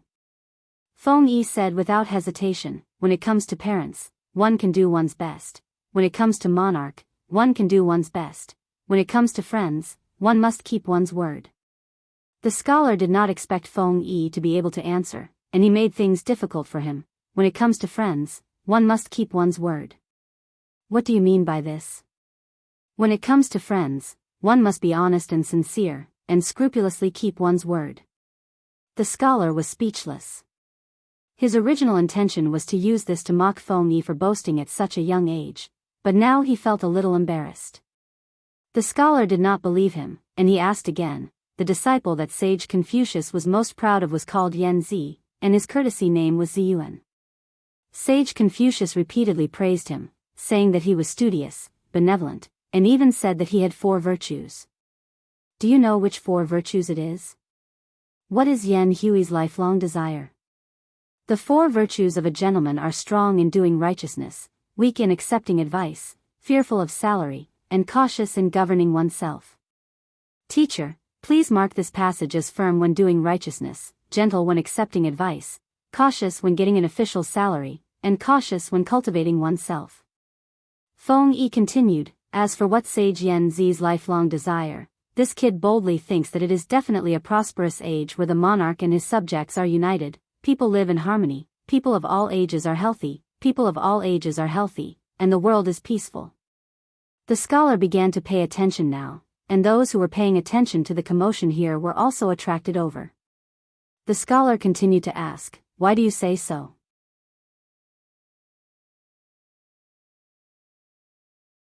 Chapter 923. There was no first place in literature and no second place in martial arts. As a scholar who was well-read, it was a great shame that he could not defeat a young child. The scholar rolled his eyes. He still wanted to test Feng Yi. However, he did not want to test the Analects of Confucius, but the Book of Songs. The Analects of Confucius recorded the words and deeds of Sage Kong and his disciples. It was one of the most classic works of Confucianism, but it was not long. Most of it was quotations and dialogues, so it was not too difficult to memorize. The Book of Songs was different. Not to mention the length, just the jerky content was very difficult to memorize. Only when one was slightly older and knew more things would it be easier to learn. The little child in front of him was only at the age of young. He could not possibly remember all the rare words and content in the Book of Songs, right? I won't test you too hard. Just memorize curly ear. Before Feng Yi could speak, Changsheng, who was at the side, quickly raised her hand. Changsheng can also recite this poem. You can recite it? The scholar was surprised and turned to look at the chubby Changxing, then recite it once. Don't be fooled by the short length of curly ears, it had many uncommon words. Changxing wanted to recite while shaking her head, but Feng Yi held her cheeks with both hands. Sit up straight and shake your head. It's a loss of etiquette. Changxing maintained this posture and recited the entire, rolling ears, as if she was pouring beans. Picking and rolling ears, not filling the basket in an instant. Sigh, I carry the person, Zhou Xing. Wu. Ji Chui Wei, I carry the horse and horse. I drink from the golden basket, so that I won't forget forever. The scholar's eyes widened when he heard it. He did not expect a 3- or 4-year-old girl to be able to recite the entire curly ear. Although she was not fluent, every word was enunciated clearly. Was the girl in front of him a demon? Then do you know what this curly ear is about? As soon as the scholar's voice fell, Feng Yi's eyes became sharp and she glared at him. The first chapter of Curly Ear was about a woman collecting curly ears and thinking of her husband who was far away. Then, she expressed her longing in the tone of a hard-working man. Although Curly Ear had a deeper meaning, on the surface, it was not suitable for children to understand. Changxing did not know this. She said happily, Changxing knows. It's about a young lady who picks mushrooms. After the scholar asked, he regretted it. When he heard Changxing's answer, he almost burst out laughing. A little girl picking mushrooms, this answer was also unique. Feng Yi said, my dear friend, please be careful with your words. Changxing is young and ignorant, but you are no longer a 3-year-old child. The scholar's face turned red. He also knew that he was wrong just now. After being shocked by Feng Yi and Changxing one after another, he already believed that this group of radishes in front of him could really read. I remember that all of you are students of the Golden Scale Academy, right? The outside world was clear about the background of the students of the Golden Scale Academy. Nominally, they were the orphans of heroes, but to put it bluntly, they were the children of poor people. How could a child from such a family have any foundation? The Golden Scale Academy was established only a few days earlier than the Golden Scale Pavilion. In other words, these kids who had no foundation had only learned to read and write for less than a year. In such a short period of time, they were already able to stop reading Great Xia Rhyme. What was the purpose of Golden Scale Academy? The scholar asked a question that everyone else was curious about. What do you learn from your teachers in the academy on normal days? Feng Yi said one by one respectfully. Apart from the 300,000 at the beginning, they also had to learn arithmetic. Before learning arithmetic, they had to memorize the 9-9 arithmetic formula. The teachers told them that after learning the basics, they had to come into contact with the classics and historical collections. Apart from that, according to their different talents, they had to learn the 4 arts, chess, calligraphy, and so on. Wait, what is 300,000? 3-character classic, 100 family names, 1,000-character classic.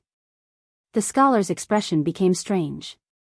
The Golden Scale Pavilion also had these 3 sets of books, and he had read them when he was bored. He had to admit that if it was used to teach young children, it was indeed an excellent book. However, why didn't they learn Great Xia Rhyme? The scholar asked this question. Feng Yi said, the teachers don't teach Great Xia Rhyme, they teach Chinese New Rhyme. Chinese New Rhyme, what was this? Everyone was suspicious. They had never heard of this thing. Feng Yi took out her class notebook, which was cut out of bamboo paper, which made the others envious. Some of them were so poor that they couldn't even afford a brush, ink, and bamboo slips. The little boy used expensive bamboo paper to make drafts and notes. The scholar took over Feng Yi's notebook and found that this boy's handwriting was very good. Every word was upright and had a strong style. The strange thing was, apart from the words he was familiar with, there was a string of strange symbols near some rare words. Look at the last page. Feng Yi reminded. That person raised his hand and turned to the last page, and found that there were dozens of symbols on the page, which were exactly the symbols he had just seen. This is the rhyme symbol of Chinese New Rhyme. The teachers teach us to use these symbols to spell out the pronunciation of unfamiliar words. The scholar was confused. Even though he had been in the Golden Scale Pavilion for half a year, he had never seen Chinese new rhyme, nor had he seen these symbols. What kind of scribbles are these? Chongqing said in surprise. You don't understand. But didn't the teachers say that everyone has to learn it? The scholar's cheeks turned red. He really hadn't learned it before. He secretly glanced at the children present and found that they were all using the so-called rhyme symbol to mark the pronunciation. They obviously didn't know the word, but when they asked Feng Yi and Feng Yi drew the rhyme symbol for them, they could pronounce it correctly. Suddenly, the scholar was curious. What exactly was this rhyme symbol of Chinese new rhyme? Not only that, he also heard a conversation between a few little boys. They were talking about Feng Tian's math problems in 9 chapters of arithmetic. He stretched his neck to take a look and found that there was a piece of paper on the table of these few children. There were 10 math problems listed on the paper. They were the problems in 9 chapters of arithmetic. The scholar saw that the children were frowning and thinking hard. He found it funny and decided to help them. Who knew that after the children finished calculating 10 problems, he could only calculate the second one? He thought that the children were calculating blindly, so he was unconvinced and proofread the answers with the other party. They were exactly the same. The scholar was speechless. Could it be that he had been cheated? That the students of the Golden Scale Academy were actually not ordinary people, and that each of them had received Enlightenment education? This group of little boys in blue and white clothes were too eye-catching.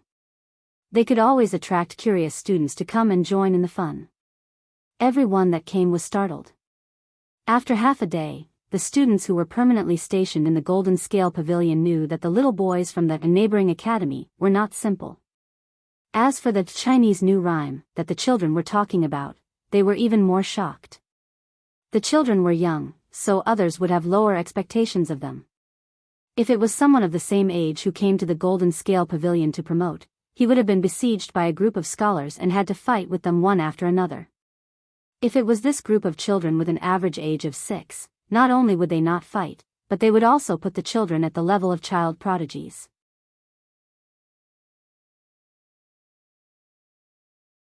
Chapter 924. I thought my lord was fooling around. I didn't expect it to be so effective. Wan Xian sighed. He thought that the implementation of new rhymes of Chinese would cause a lot of controversy. However, the students from the Golden Scale Academy went to challenge the Golden Scale Pavilion and used the practical effect to suppress the arrogant students. After the actual implementation, the effect was much better than expected. If new rhymes of Chinese can be implemented, many people in the world will benefit from it. Ching smiled and stroked his beard. He also heard about the performance of the students from the Golden Scale Academy. As a teacher, he was proud of himself. Yes. Yes. Wan Xian laughed heartily and swept away the haze. He escaped from Zhongzhou to Dongqing with Xie Qian and settled down in Wanzhou. At first, he was at a loss.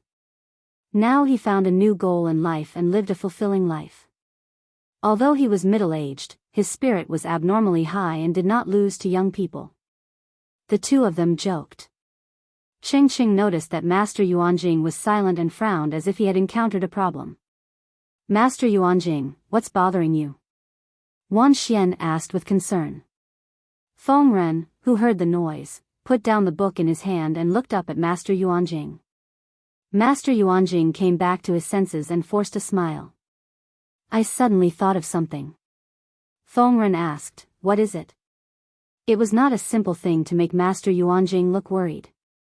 Yuanjing said, yesterday, my student Tang Zuda came to ask me about something. Thinking about it, what he said made sense. New rhymes of Chinese uses rhyme marks to mark pronunciations. It is simple and easy to learn, but Zuda is worried about one thing. If all the people in the world learn simple rhyme marks and replace the existing characters with rhyme marks, I'm afraid that no one will be willing to learn Chinese. Tang Yao was not the only one who was confused about this. Many students from the Golden Scale Pavilion also questioned it. They had to admit that this question was very tricky. Everyone froze on the spot. They agreed with the rhyme marks in new rhymes of Chinese because these rhyme marks could help people read and recognize characters. But if the people were only willing to learn simple rhyme marks and gave up learning the more difficult Chinese characters, what should they do? Ching Cheng and the others pondered for a while. Wan Xian seemed to have thought of something and his brows relaxed. I don't think it's possible. Wan Xian smiled and said, Chinese characters are broad and profound. It's a cultural treasure and an unparalleled wealth. There are many Chinese characters with the same sound but different characters with different meanings. How can a few rhymes replace them perfectly? When Master Yuanjing heard this, he was suddenly enlightened. He patted his forehead and laughed at himself.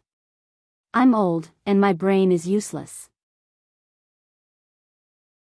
If not for Changzhai's guidance, I'm afraid that I would have continued to be stuck in a dead end. Everyone was talking and laughing, and the atmosphere became peaceful again. Wan Xian wrote a long poem before the doubts of the outside world grew stronger. The content of the long poem used Mr. Yuanjing's doubts as an entry point. The moment it started, it caught everyone's attention. What kind of question was it that even Master Yuanjing, who was an expert in the field of education, was puzzled? As he continued to read, the entire long poem flowed smoothly like the clouds and flowing water. Reading it to one's heart's content, and in the end, he still felt like he hadn't had enough. However, it also perfectly dispelled the doubts of the scholars.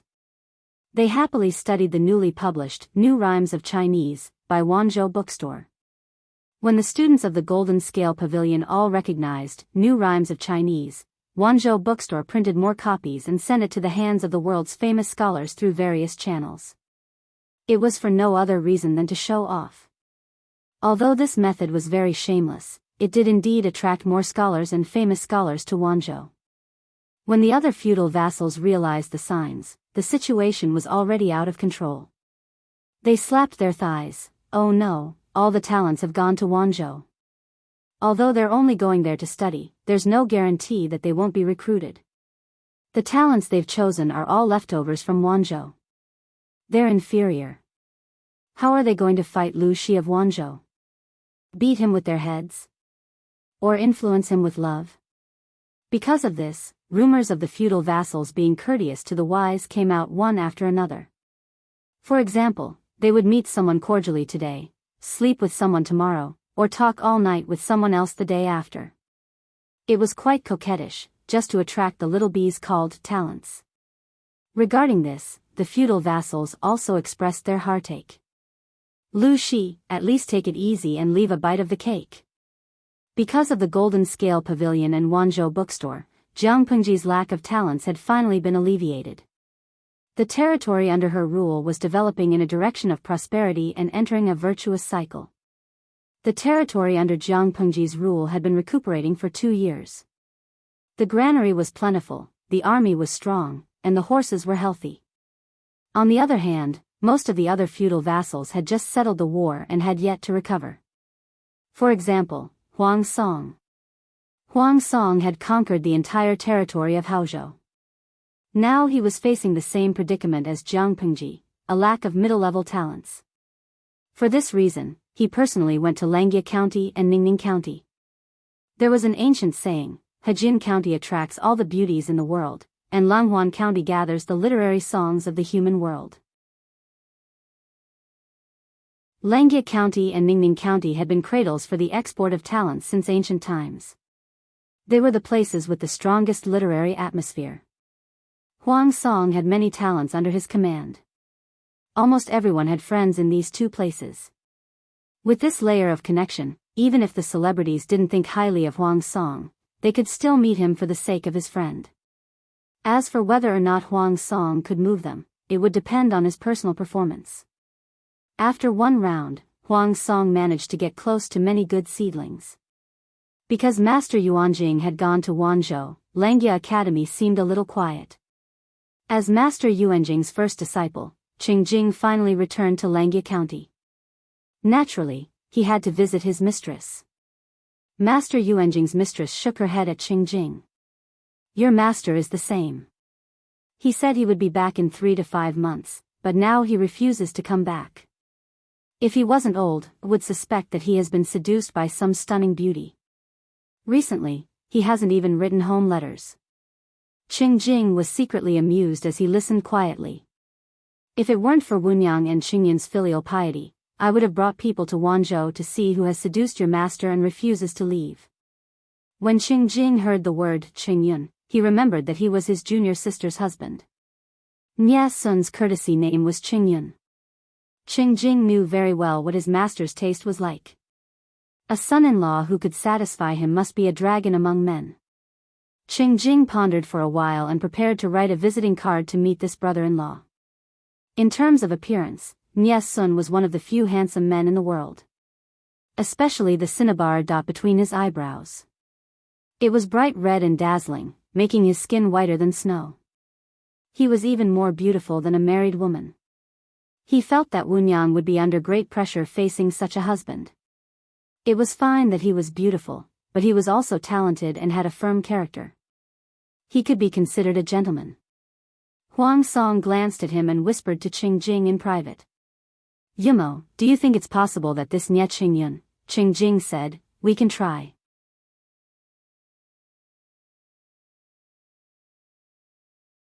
Chapter 925. When Master Yuanjing received his wife's letter and learned that his son-in-law had been abducted by Huang Song, his heart skipped a beat. Tang Yao saw his teacher's expression and thought that something had happened in Langya. He asked with concern, but Master Yuanjing waved his hand. Although he said that he was fine, he could not hide his worried expression. After another month, Wei Ci, who was far away in Shangjing, received the news that Nie Sun had returned to Huang Song's camp. At the same time, he received a private letter from his teacher, Master Yuanjing. Wei Ci read the letter quickly and flipped it over. A person's birth date was written on the back. The birth date was Nie Sun's.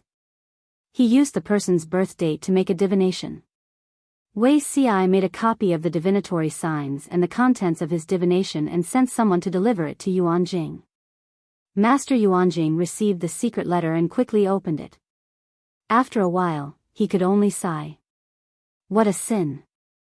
Everyone knew that Nie Sun left Zhongzhao's Nie family to study in Langya to find his roots. Nie Sun had been abducted and sold when he was a baby. After passing through the hands of several human traffickers, he ended up in Zhongzhao. He did not know where he came from or who his birth parents were. He also did not know if he was abandoned or if he was forced to separate from his birth parents. Nie Sun followed the clues of the human traffickers who had abducted him and traveled all the way, but the clues ended at the border of Dongqing. He heard that Master Yuanjing's divination was very accurate, so he went to Langya County with the mentality of giving it a try. Master Yuanjing did a divination for him, and it showed that Nie Sun would meet his blood relatives in a few years. It seemed like a good divination, but it was actually a bad one. The divination showed that Nie Sun and his family would be killed. Either Nie Sun would die, or his family would die in Nie Sun's hands. Master Yuanjing asked Wei Ci to do a divination so that he could find out who Nie Sun's family member was. Wei Ci did the divination a few times and the conclusion was the same. The divination showed Qian, which meant that the person who killed or was killed by Nie Sun would be Nie Sun's biological father. If Nie Sun had been a famous scholar, the possibility of him going against his biological father would be very low. He could even avoid the bad reputation of killing his own father. But now, he was instigated by Huang Song to become an official. He would inevitably follow Huang Song to war in the future. Who knew when he would kill his own father with his own hands?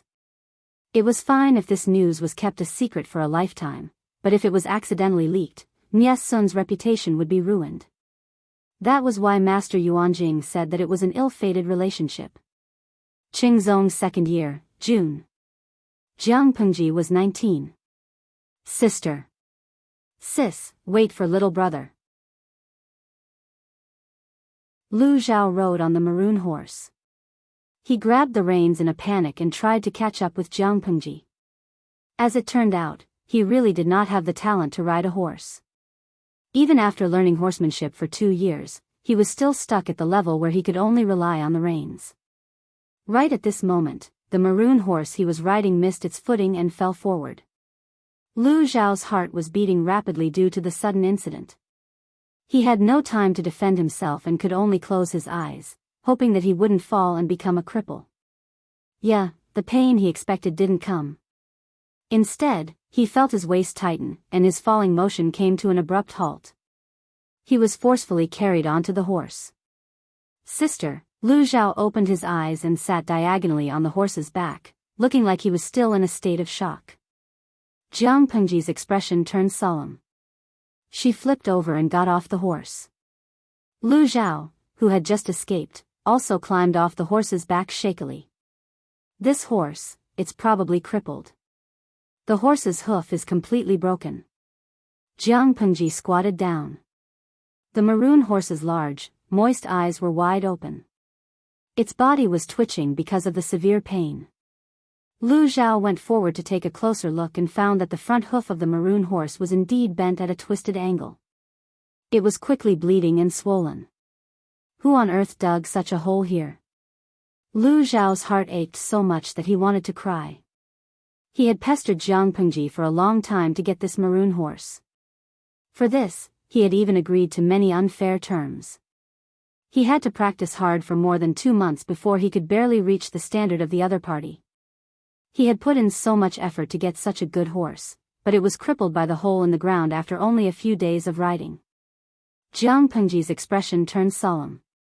She asked the guards to send the maroon horse back to the stable to see if it could be treated.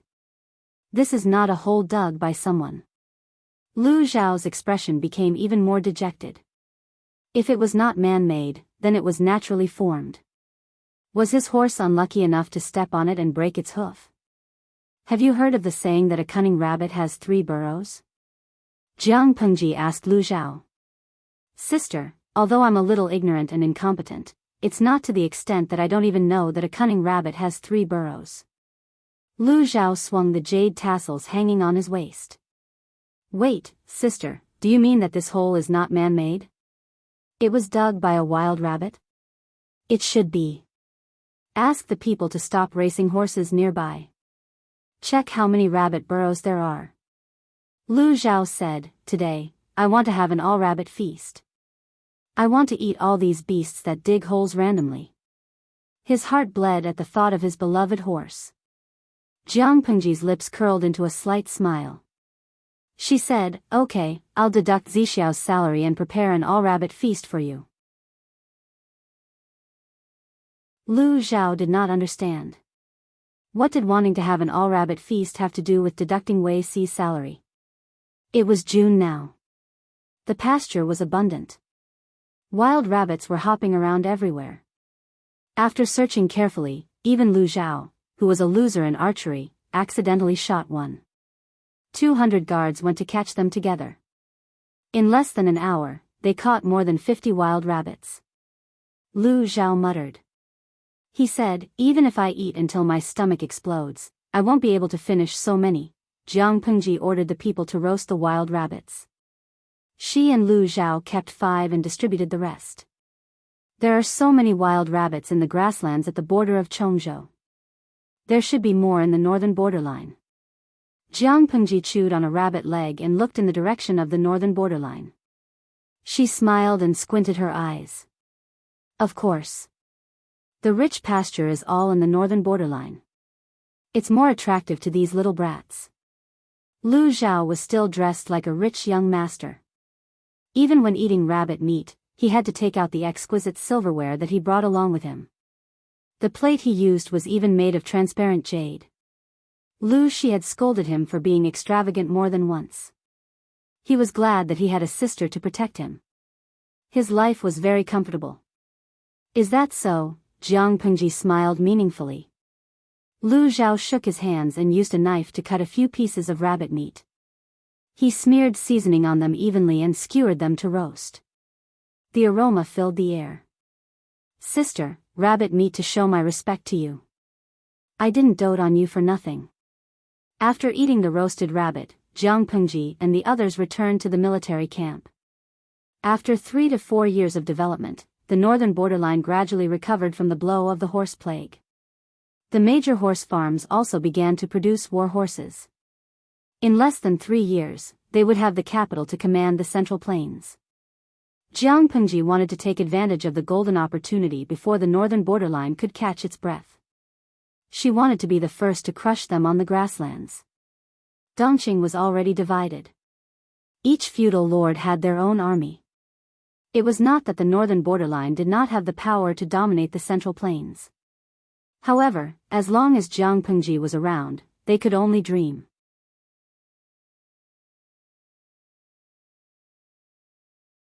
Chapter 926. Greetings, my lord. Feng Zhen and Qiguan Rang arrived one after the other and took their seats. No need for formalities. I called you here for one thing, Jianghu said. Previously, I suggested preparing for the northern borderline. Now that we've rested enough, I'm preparing to make a move next spring. But I still need to hear your opinions on this matter. Both of them were stunned. They were not mentally prepared at all. Following a lord who could do whatever she wanted, they could enjoy a different kind of stimulation every moment. Qiguan Rang asked, "What news did my lord receive?" If there was no external stimulation, his lord wouldn't go crazy with people at every turn. Jianghu frowned as she recounted the day's experience. They stationed troops in Jianghu County. Although it was at the border of the grasslands, there were already many traces of wild rabbits. One could imagine what the situation would be like in the northern borderline, where the grass was more plentiful. Her intuition told her that next year was the best time to make a move. If they fought quickly, they could turn around and join the warlords in the Central Plains after a short rest. Then, they could take advantage of the situation. If they missed this opportunity, it would be hard to say. However, fighting a war required accurate intelligence and credible plans. It could not rely on her intuition alone. Qiguan Rang and Feng Zhen looked at each other. They also knew about the rabbit and sheep strategy that Wei Ci had implemented in the past. Now, there were even traces of wild rabbits at the border. One could imagine that their strategy was effective. However, they still had to carefully consider whether it was suitable to start a war. Qiguan Rang stepped forward and bowed. He said, "My lord, in my opinion, it is better to be cautious. We can first send people to investigate the situation in the northern borderline. If the situation is suitable, then we can take stock of rations and troops. We can mobilize troops to guard the border of Chongzhou. We can strengthen the training of the troops and be ready for battle." There were many things to prepare for war. Not only did they have to understand the enemy's intelligence, but they also had to ensure their own supply lines. Fortunately, they had decided to station a large number of fields in Chongzhou and selected a few fields with strategic significance. When the autumn grain harvest came, it would be the third year of stationing fields in Chongzhou. The rations would be enough to support this large-scale war. The existence of the fields would not only reduce the loss of grain, but they could also provide support flexibly. They would not have to worry about the enemy interfering with the grain transportation route. Feng Zhen seconded the motion. Jianghu said, "I know this too. I'm just informing you." Qiguan Rang and the other two secretly heaved a sigh of relief. As long as their lord did not go crazy and attack the north borderline tomorrow, everything would be fine. In the entire Chongzhou, no one was more familiar with the situation in the northern borderline than the Chui family. Jianghu sent someone to invite Chuiyu, the head of the Chui family. She spent so much effort to rope in the Chui family, not only to use the Chui family to contend against the other aristocratic families of Chongzhou, but also because of their connections. Ever since Gu Xian followed Jianghu's instructions and used a bunch of glass products to swindle a sum of money from the north borderline, he withdrew his business from the north borderline. This also meant that Jianghu had lost an informer targeting the north borderline. Fortunately, the appearance of the Chui clan made up for this regret. Ever since Chuiyu boarded Jianghu's boat, the Chui family's status in Chongzhou rose with the tide.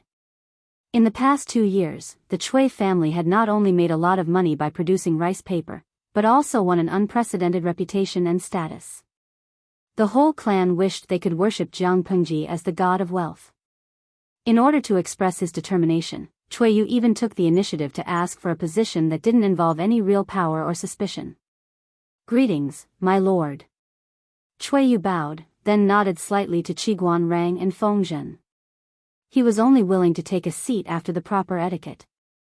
Jiang Pengji asked, "Zhonghuan, I didn't summon you for anything else."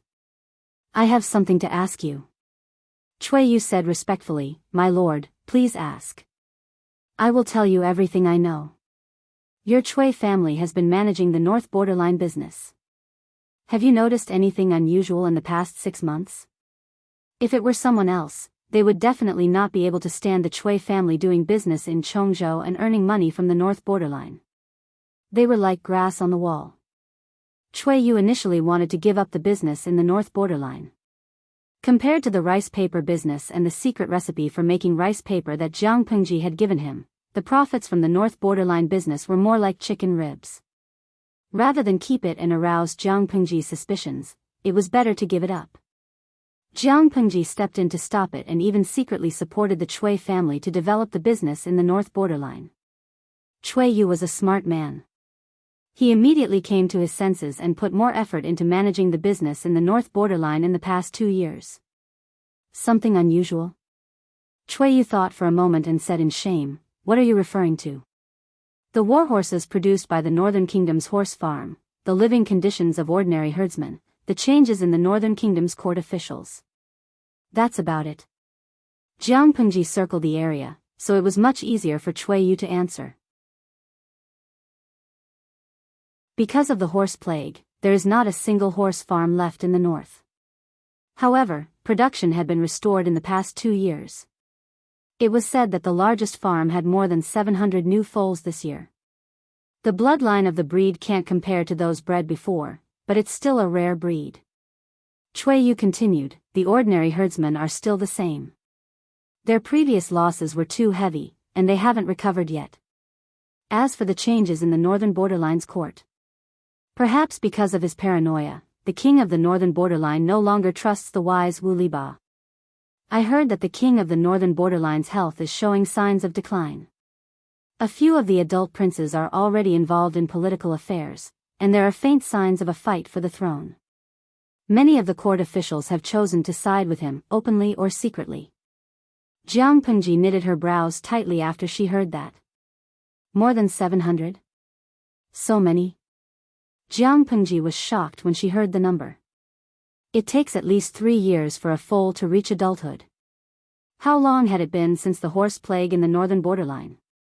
The number of 700 was only the output of the largest farm. Including other farms of various sizes, the number of foals produced was at least 2,000. Where did they get so many maras that were of the right age to give birth? Cui Yu's expression was slightly solemn.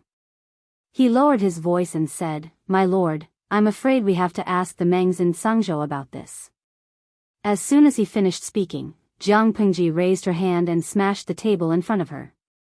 "Meng Zhan, that old bastard. One day, I'll dig up his ancestral grave. Isn't he afraid of going down in history? Almost all the horse farms in Dongqing were in Sangzhou. In other words, the Mengs control the life and death of the horse farms in Dongqing. Without the Mengs' permission, how could so many pregnant maras be sent to the Northern Borderline?" Cui Yu secretly wiped his sweat and continued, "The Northern Borderline paid 10 times the price to buy the horses from the Mengs. That's why, animals that have forgotten their ancestors." Jiang Pengji sneered. The Mengs were the descendants of the war god of the previous dynasty, Meng Jing. The 3 tribes of the Northern Borderline were the descendants of the Jianghu tribe. Meng Jing had contributed a lot to the massacre of the Jianghu tribe. She really didn't know how the 2 forces could be so thick-skinned as to cooperate. Jiang Pengji was angry. The audience in the streaming room was also shocked by her sudden outburst. After 2 to 3 years of practice, she gradually changed the inherent impression of the streaming room in the eyes of the audience in the blue bullet screen. Now, the ratio of red to blue in the streaming room was no longer 19:1. It was infinitely close to 1:1.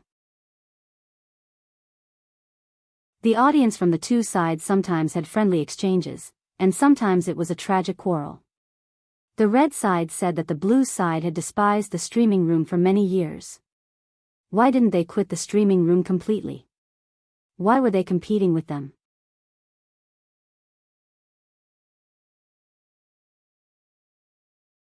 Chapter 927.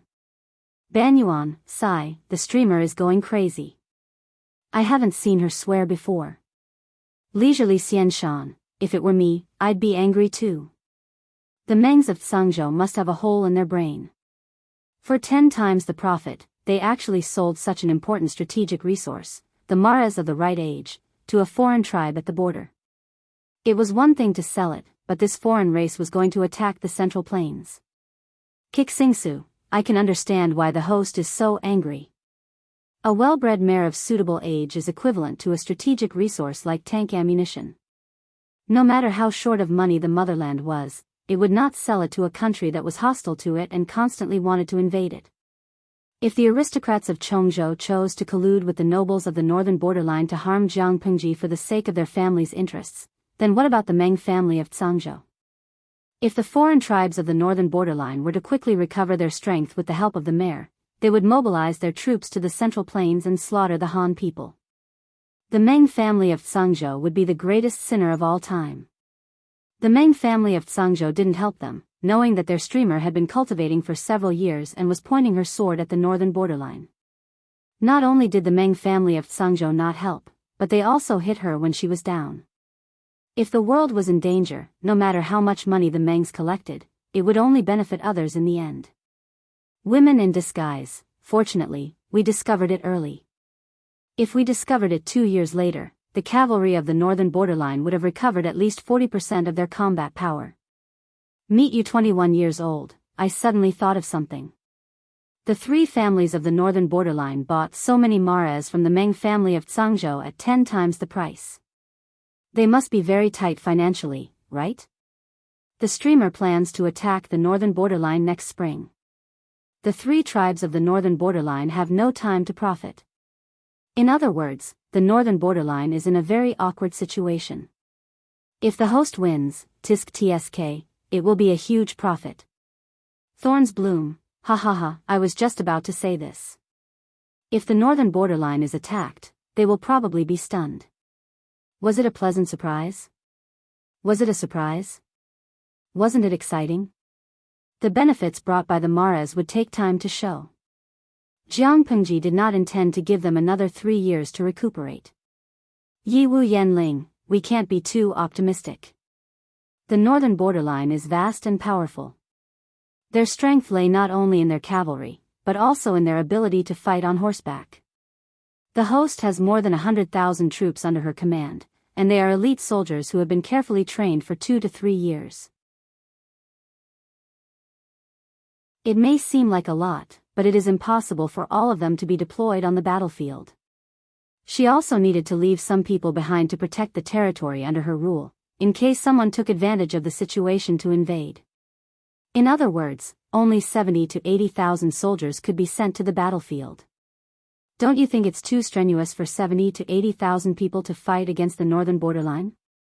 The northern borderline could even beat up the whole of Dongqing, let alone Jianghu, who currently occupied less than 1/3 of Dongqing's territory.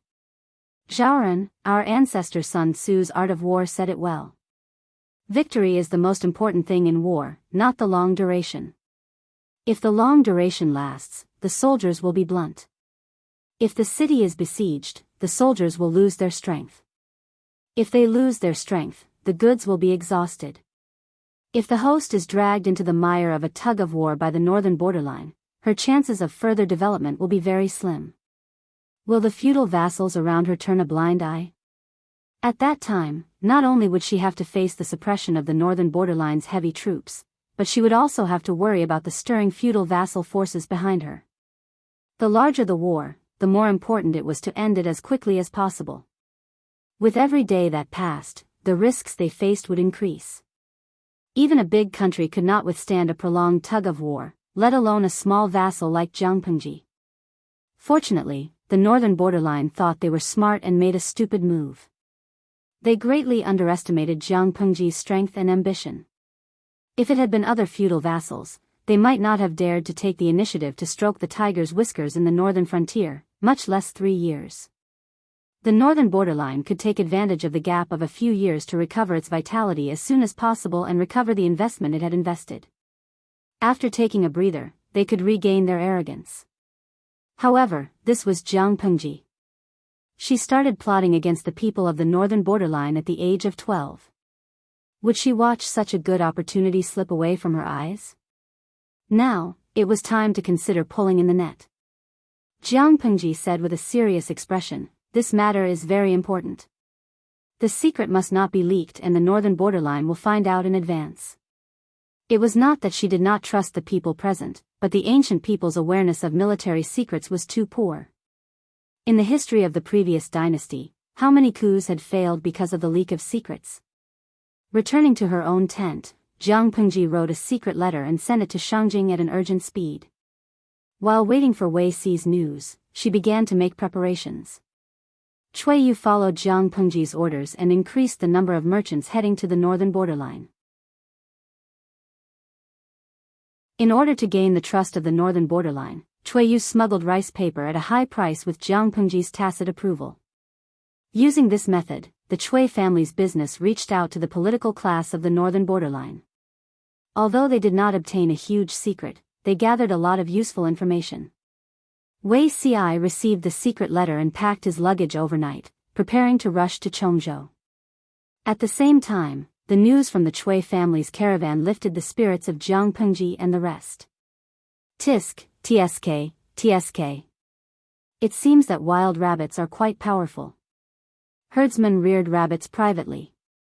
There would always be rabbits that escaped carelessly and turned from domestic rabbits to wild rabbits. They took root and bred. Many wild rabbits sneaked into the pasture of the horse farm and dug rabbit holes one after another. At first, it was nothing, but when there were more rabbit holes, it was inevitable that horses would step into them. The lucky ones were safe and sound, while the unlucky ones had their legs broken. If a good horse's leg was not carefully cared for, it would be difficult to recover to its pre-injury state. In other words, the horse would be crippled. Before that, there were rabbits on the grasslands, but due to the restrictions of natural enemies and human activities, their numbers were limited to a certain range. Now, herdsmen reared wild rabbits privately, causing the number of wild rabbits to increase dramatically. However, the natural food chain had a certain degree of self-regulation. The increase in the number of wild rabbits fed more wild wolves on the grasslands. The number of wild wolves on the grasslands increased, requiring more wild rabbits as food. For a time, both parties maintained a delicate balance. Wild wolves had always been a headache for the horse farms. They were fierce by nature and often moved in groups. Every time they appeared, they would cause many casualties and bring great damage to the horse farms. Not only the increase in the number of wild wolves, but from time to time, there would be news of the horses' legs being injured. Once or twice was not a big deal, but when the reports increased, it quickly attracted the attention of the upper management of the horse farms. They sent people to find the source of the horse's leg injury and soon found the answer: rabbit holes. Rabbit holes were not unfamiliar to the grassland herdsmen. These bastards. They gritted their teeth in anger and felt their hearts bleed. The horse farms organized people to catch rabbits, but they greatly underestimated the number of rabbits. They could not find a solution to the rabbit hole problem. These bastards must have taken the wrong medicine. Why are there so many of them? The owner of the horse farm was dumbfounded. He still did not realize the seriousness of the matter. It was not until a few horse farms faced the same problem that they came to their senses and hurriedly reported the problem to their superiors. The wise man of this generation in the northern borderline was Wu Liba. As a key figure, many matters had to go through his hands. After screening, the important reports would be sent to the king of the northern borderline. Why are there so many rabbit holes in the horse farms? Wu Liba keenly noticed the abnormality. He did not submit the reports to the king of the northern borderline. Instead, he personally went to each horse farm to carefully understand the situation. After asking, he only had one thought in his mind.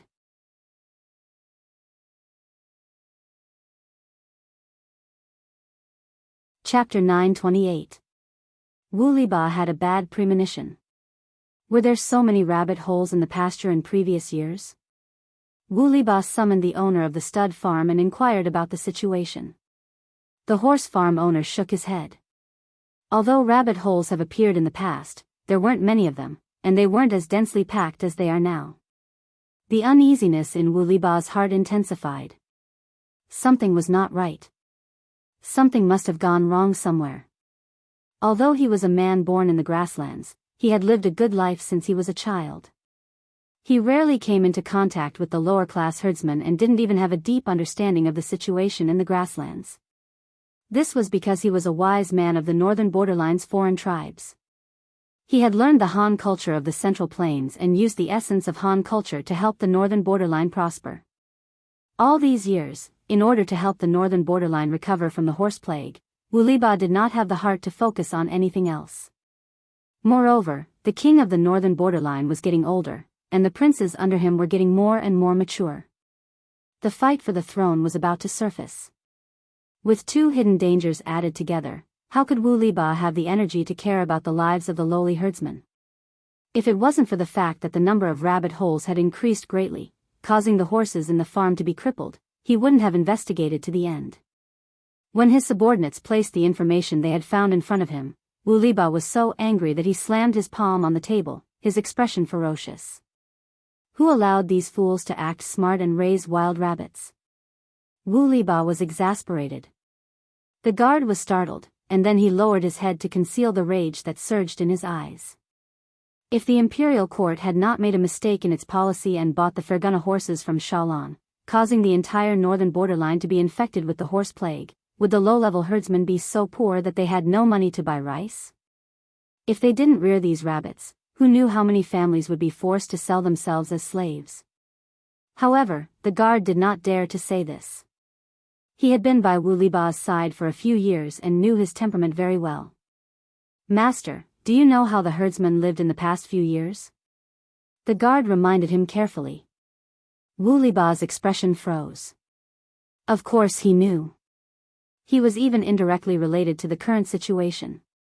In order to cultivate more warhorses, the royal court of the northern borderline promised the herdsman families benefits by selling them foals. Then, the government would buy them back at a high price. Because of this policy, the northern borderline was able to develop in a short period of more than 10 years. It even threatened Dongqing so much that they dared not act presumptuously. This suggestion was made by Wu Liba. It was because of it that he managed to secure his position as the wise one and gain the king's trust. This was true for success and also true for failure. The herdsmen's families had invested all their resources in the war horses and had no other source of income. The northern border horse plague broke out, and the imperial dynasty wasn't willing to make up for their losses, causing many families to die. Even if Wu Liba did not care about the lives of the commoners at the bottom of society, he could predict the consequences. Wu Liba said angrily, "Even so, they shouldn't have done this." The guard had a strange expression. If the herdsmen did not rear rabbits in exchange for food, what else could they do? Could it be that he didn't want to eat food and instead lay on the ground to eat withered grass? Rabbits had a short birth cycle and were easy to raise. Ordinary herdsmen's families relied on them to survive the hungriest times. If the royal court of the northern borderline was willing to take pity on the herdsmen and compensate them for their losses, they would not have to rear rabbits. The herdsmen had lived on the grassland for generations, so they knew how annoying it was for rabbits to dig holes. However, for the sake of their family, they had to do so. The guard wisely chose to remain silent. Wu Liba said, "Continue investigating. I don't believe that the Central Plains is so lacking in rabbit meat and rabbit fur. This is clearly a conspiracy against our Biyao, and we must capture the culprit." The guard obeyed the order and went to investigate. He would not have known if he did not investigate, but after investigating a little, Wu Liba watched with trepidation. Almost every month, there would be caravans from different places purchasing smoked rabbit meat and tanned rabbit skin from the Beijiang herdsmen. The amount each time was not large, but when added up, it was an astronomical figure. Apart from that, they also purchased wool and mutton. Compared to selling mutton, the herdsmen preferred to increase the size of their flocks and sell their wool. The herdsmen did some calculations. As long as the sheep were alive, they could continue to sell their wool, and the profits would flow steadily. If they slaughtered the sheep, it would be a one-off transaction, and it would not be worth it.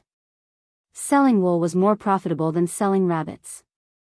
Almost every family reared sheep of varying sizes, and the number of sheep increased exponentially.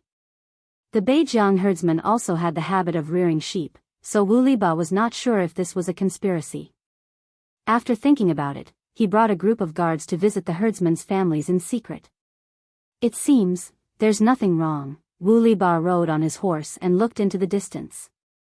The herdsmen herded their sheep, and the blue sky and green grass made everything seem so harmonious and serene. Old man, it must be tiring to watch over so many sheep.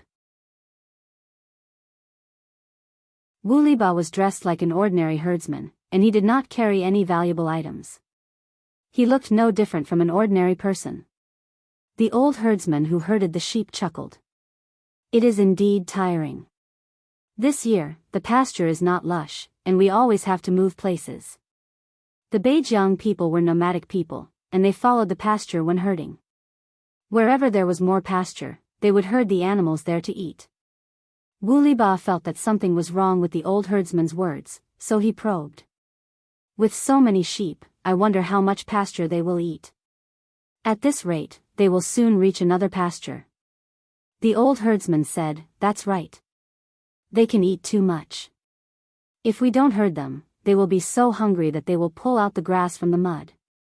After Wu Liba heard this, a thought flashed through his mind, and he seemed to have grasped the truth. He hurriedly asked, Old man, where did you herd the sheep previously? The old herdsman pointed casually. Wu Liba thanked him, and hurriedly mounted his horse and galloped in that direction. This season was the time when the pasture was lush. From afar, the entire vast grassland looked like a piece of emerald jade that had fallen to the mortal world. It was lush green, and it made one feel refreshed. However, when Wu Liba arrived at the destination pointed out by the old herdsman, he realized that the pasture there was sparse. To make an analogy, it was like mild hair loss. Although the scalp was not exposed, it was obvious that the hair was not as lush as before. Wu Liba rode on his horse and muttered to himself, sheep. Rabbit. The breeze on the grassland caressed the pasture, making it sway beautifully. Could it be pasture? In an instant, he understood all the details, and his heart tightened. Pasture was the key to rearing warhorses. The mastermind was obviously using such a roundabout method to indirectly squeeze the survival resources of warhorses. What a sinister plan. Wu Liba clenched his teeth. Fortunately, he had discovered it early. Otherwise, if the enemy had continued secretly for another 7 to 8 years, the Beijiang would not be able to afford to rear warhorses.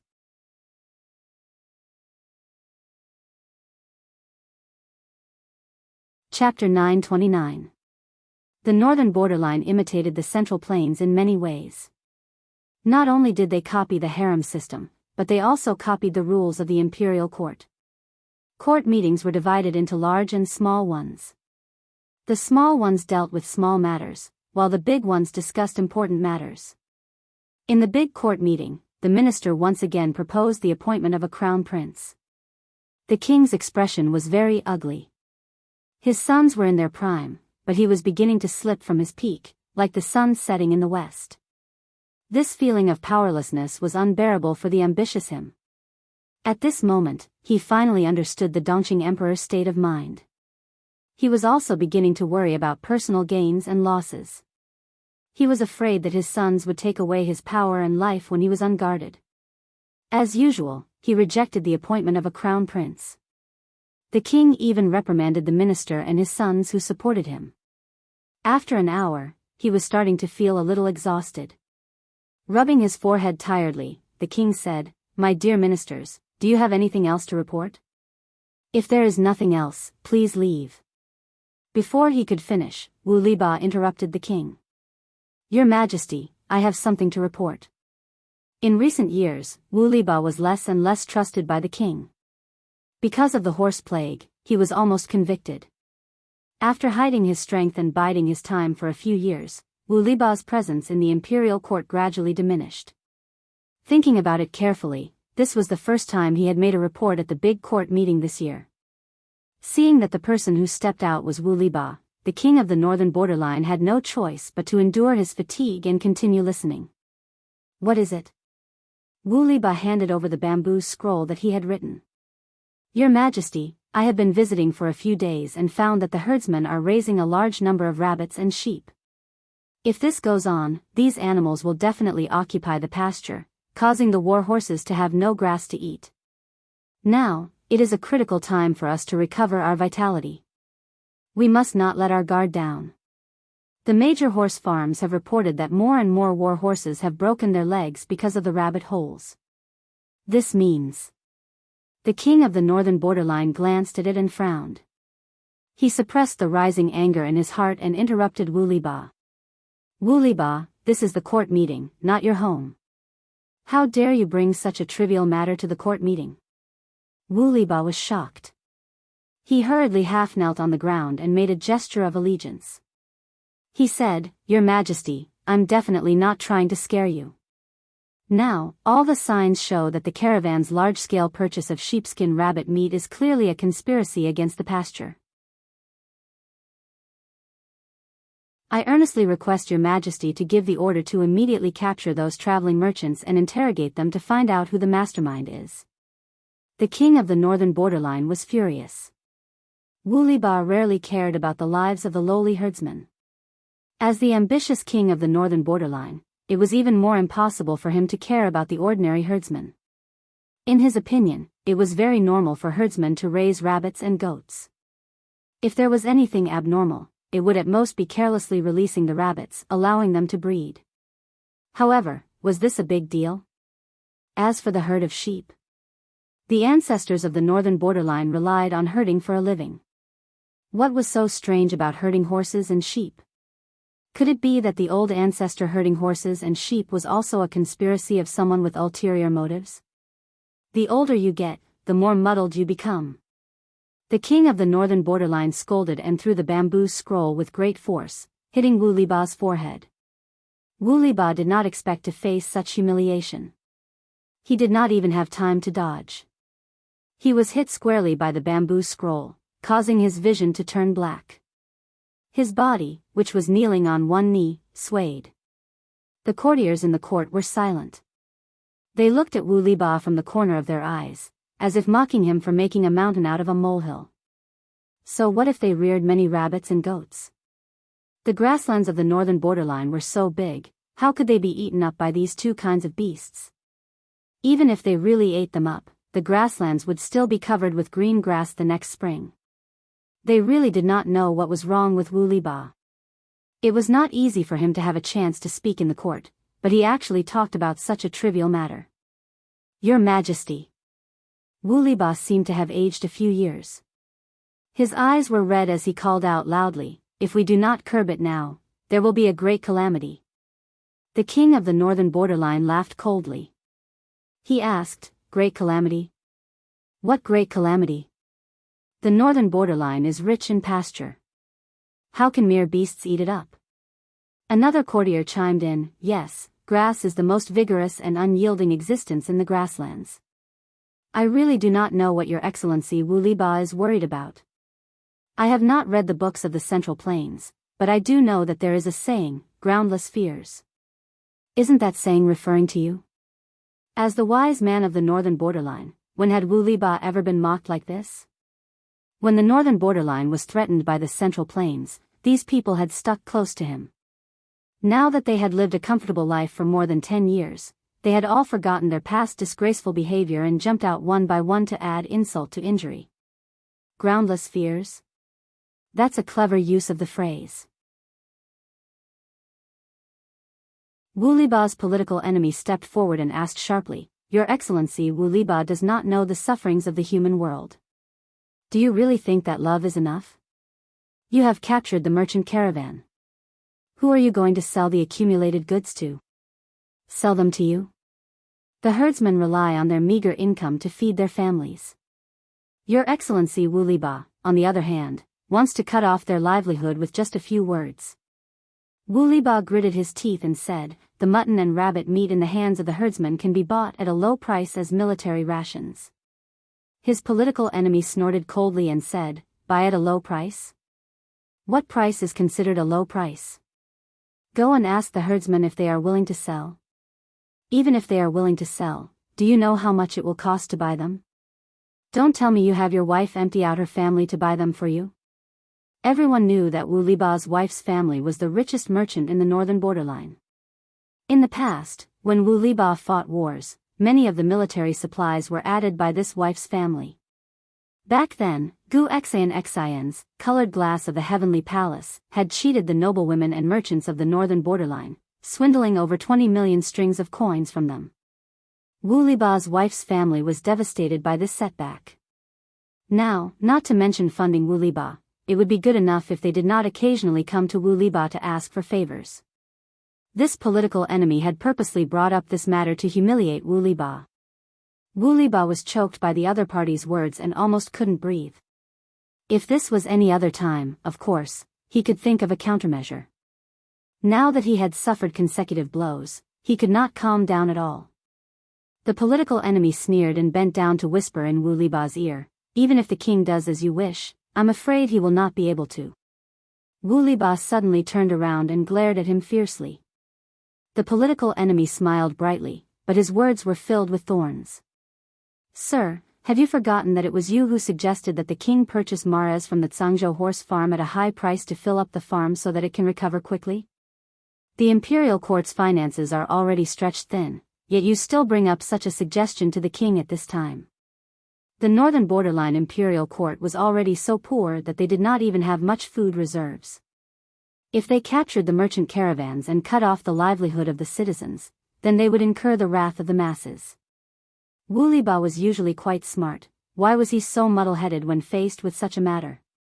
Or could it be that this person was used to being arrogant and thought that the northern borderline's prosperity was due to him alone? There was a saying in the Central Plains that went, water can carry a boat, but it can also capsize it. This was not only used in the countries of the Central Plains, but also in the northern borderline. If the king of the northern borderline no longer had the hearts of the people, the herdsmen would turn and support the leaders of other tribes.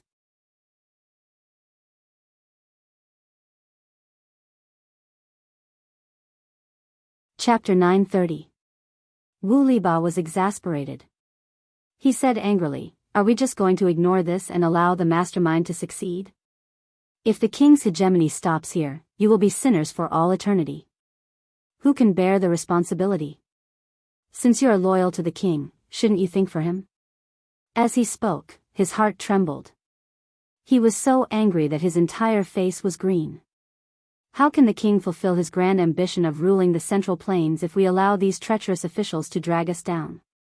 The political enemy's expression turned serious. His eyes were cold.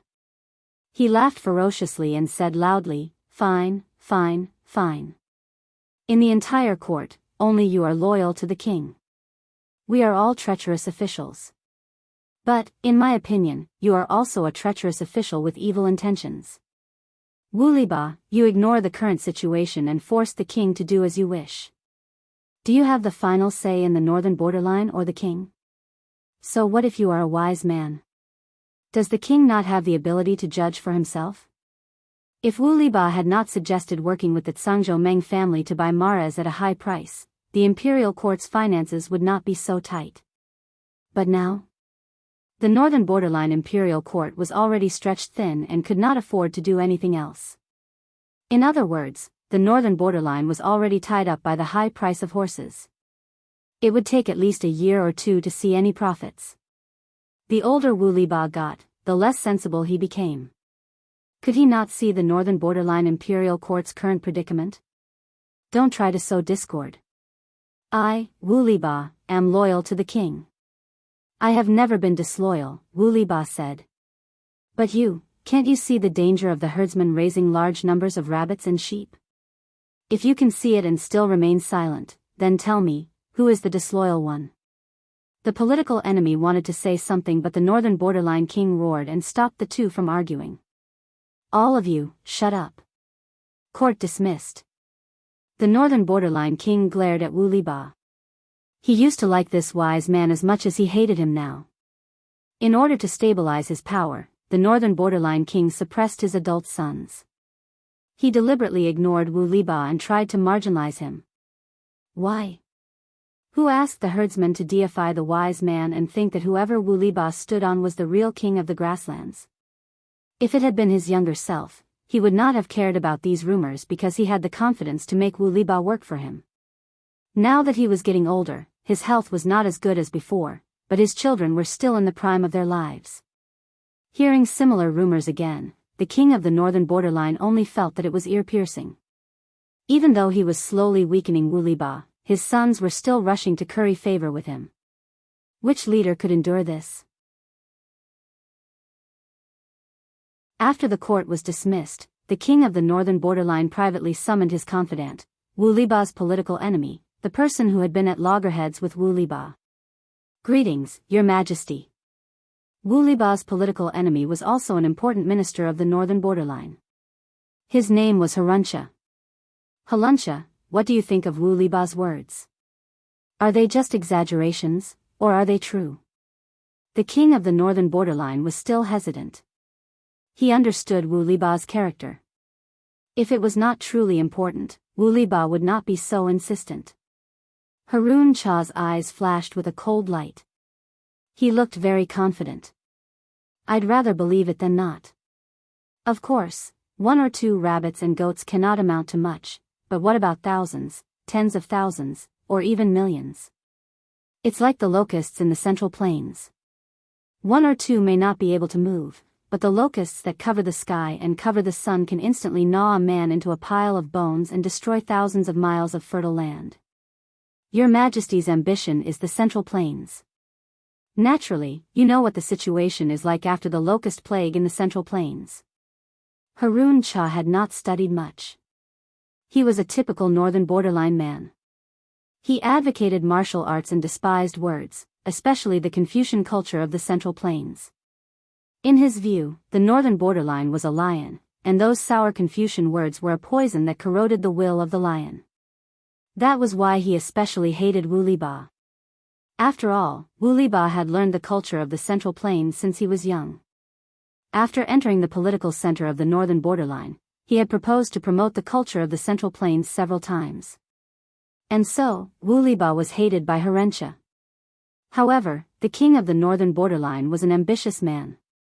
He knew very well who would be most beneficial to him. Every time Wu Liba and Harun Cha were at odds, the king of the northern borderline would choose to side with the former. Harun Cha had always been suppressed by Wu Liba and could not lift his head for decades.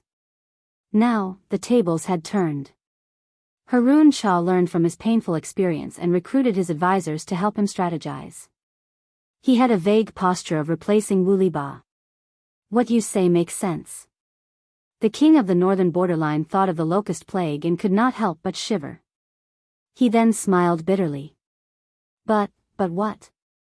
But they had no money now. If they drove away the merchants with ulterior motives, what would happen to the rabbits and sheep in the hands of the northern borderline herdsmen? Wouldn't the herdsmen explode on the spot? Harun Cha sighed. If that's the case, why doesn't Your Majesty do the opposite? The king's eyes lit up. He asked, what do you mean by the opposite? Harun Cha said, no matter who is controlling the caravans, Your Majesty pretends not to know. Pretend not to know? The king of the northern borderline was stunned. He could not understand. Harun Cha was secretly pleased. It felt good to keep others in suspense. No wonder Wu Liba, that sour Confucian, liked to put on an act. Yes, pretend not to know.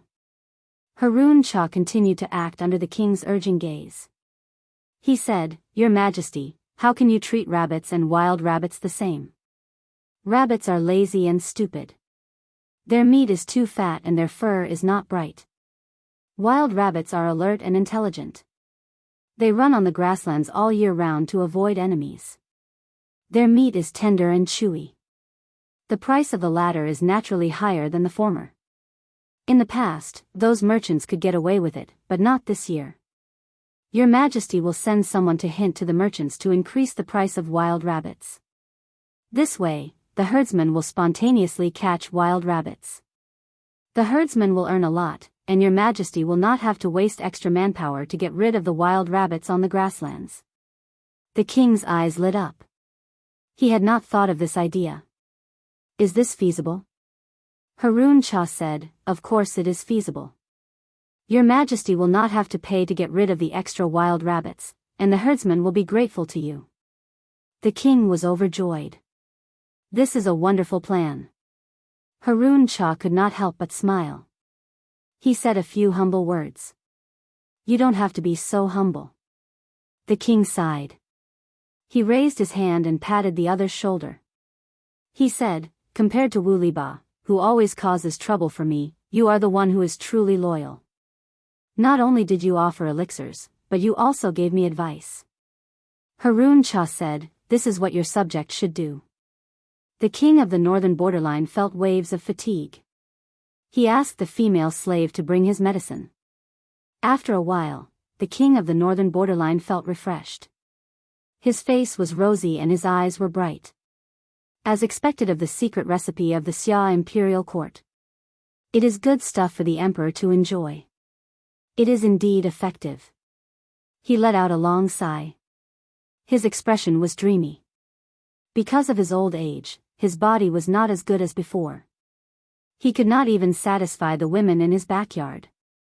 To a proud man of the northern borderline, this was an unbearable humiliation. Fortunately, Harun Cha was loyal and gave him the elixir recipe that only the emperor had the right to use. Every time he took it, he felt refreshed and full of vitality. He was even more energetic when it came to sex. It was said that long-term use could also prolong one's life.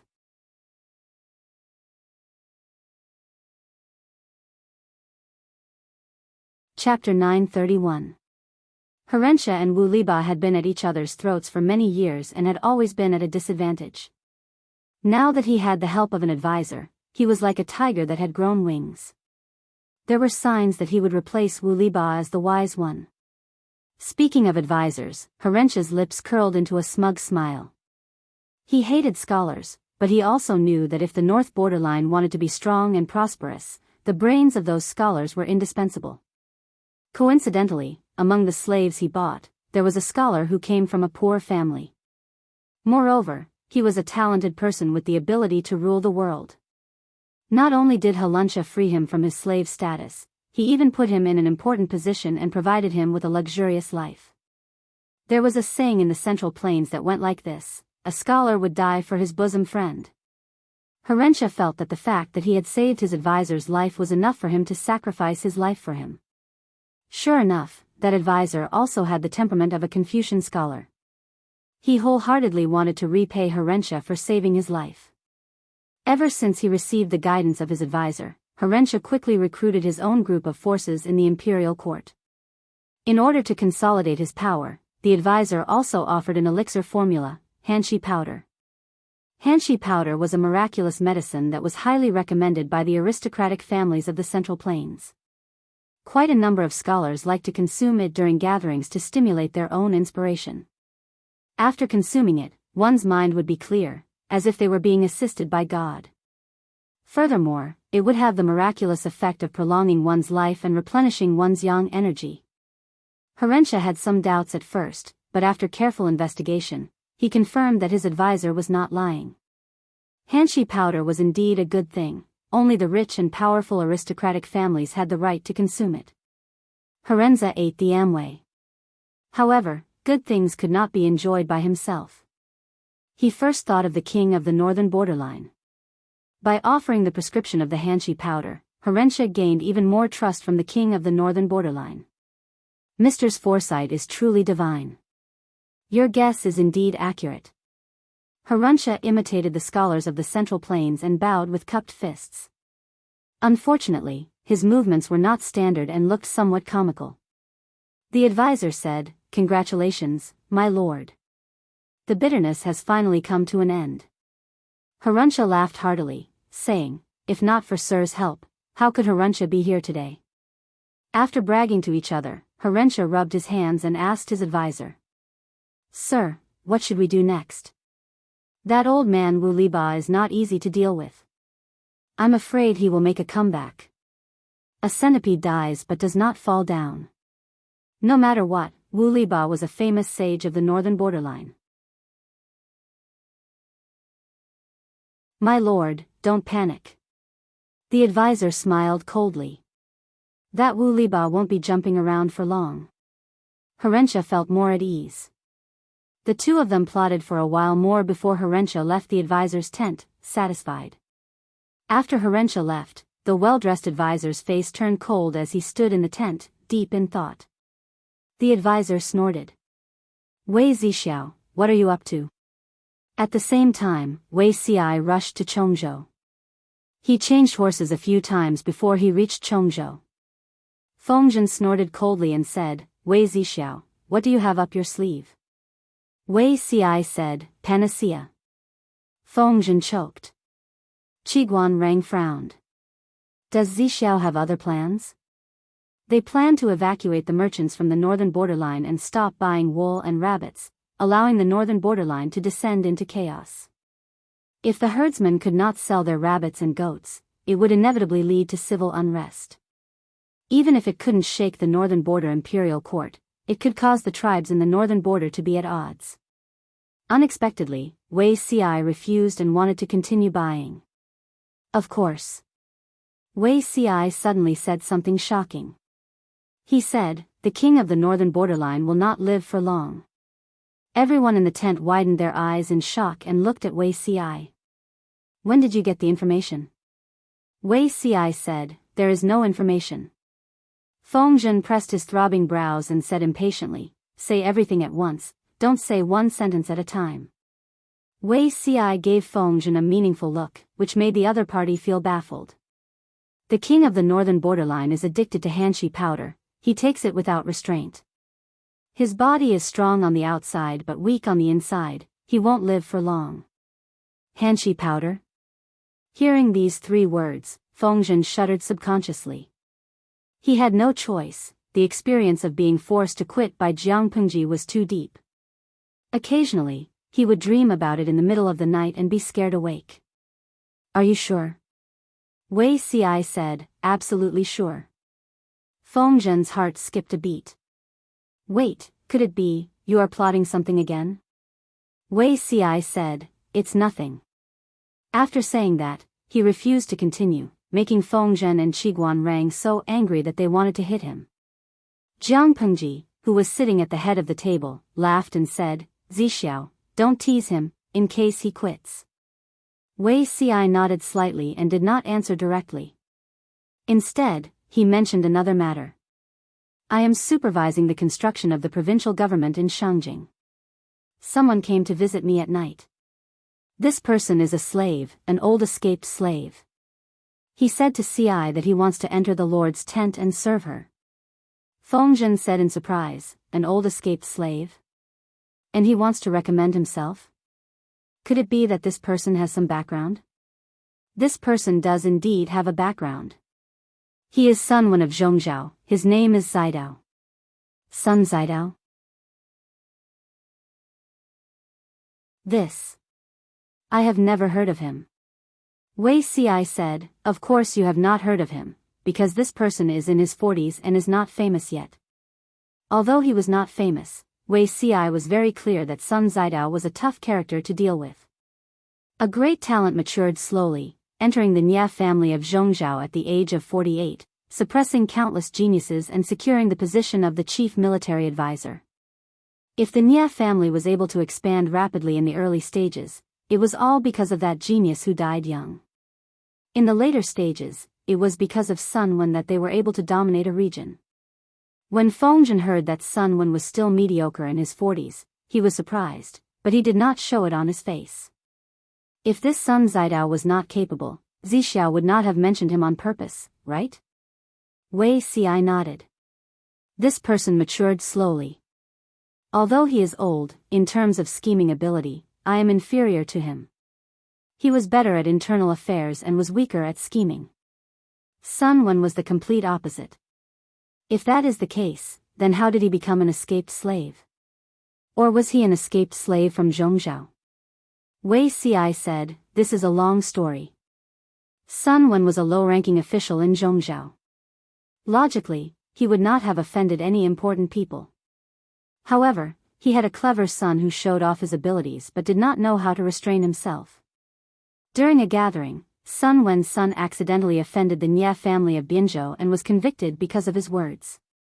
Sun Wen's son was beaten and his leg was lame. He caught a cold on the way to his banishment and died. Sun Wen's wife died of illness out of grief, and his daughter-in-law. In order to survive, Sun Wen could only take his young grandson and escape. They begged everywhere and ended up in Dongqing. Wei Ci could never have imagined that Sun Wen, who was known as the wise man of the Nie family, would end up in such a pitiful state. Even in his previous life, when Sun Wen was defeated, he carefully burned incense, bathed, wore new clothes, and committed suicide with a smile. Wei Ci had seen Sun Wen's body, but he could not connect the Sun Wen in his memory with the pitiful old man he saw. This is also a pitiful state. Feng Zhen sighed. But what does this Sun Wen have to do with you not agreeing to evacuate the merchants?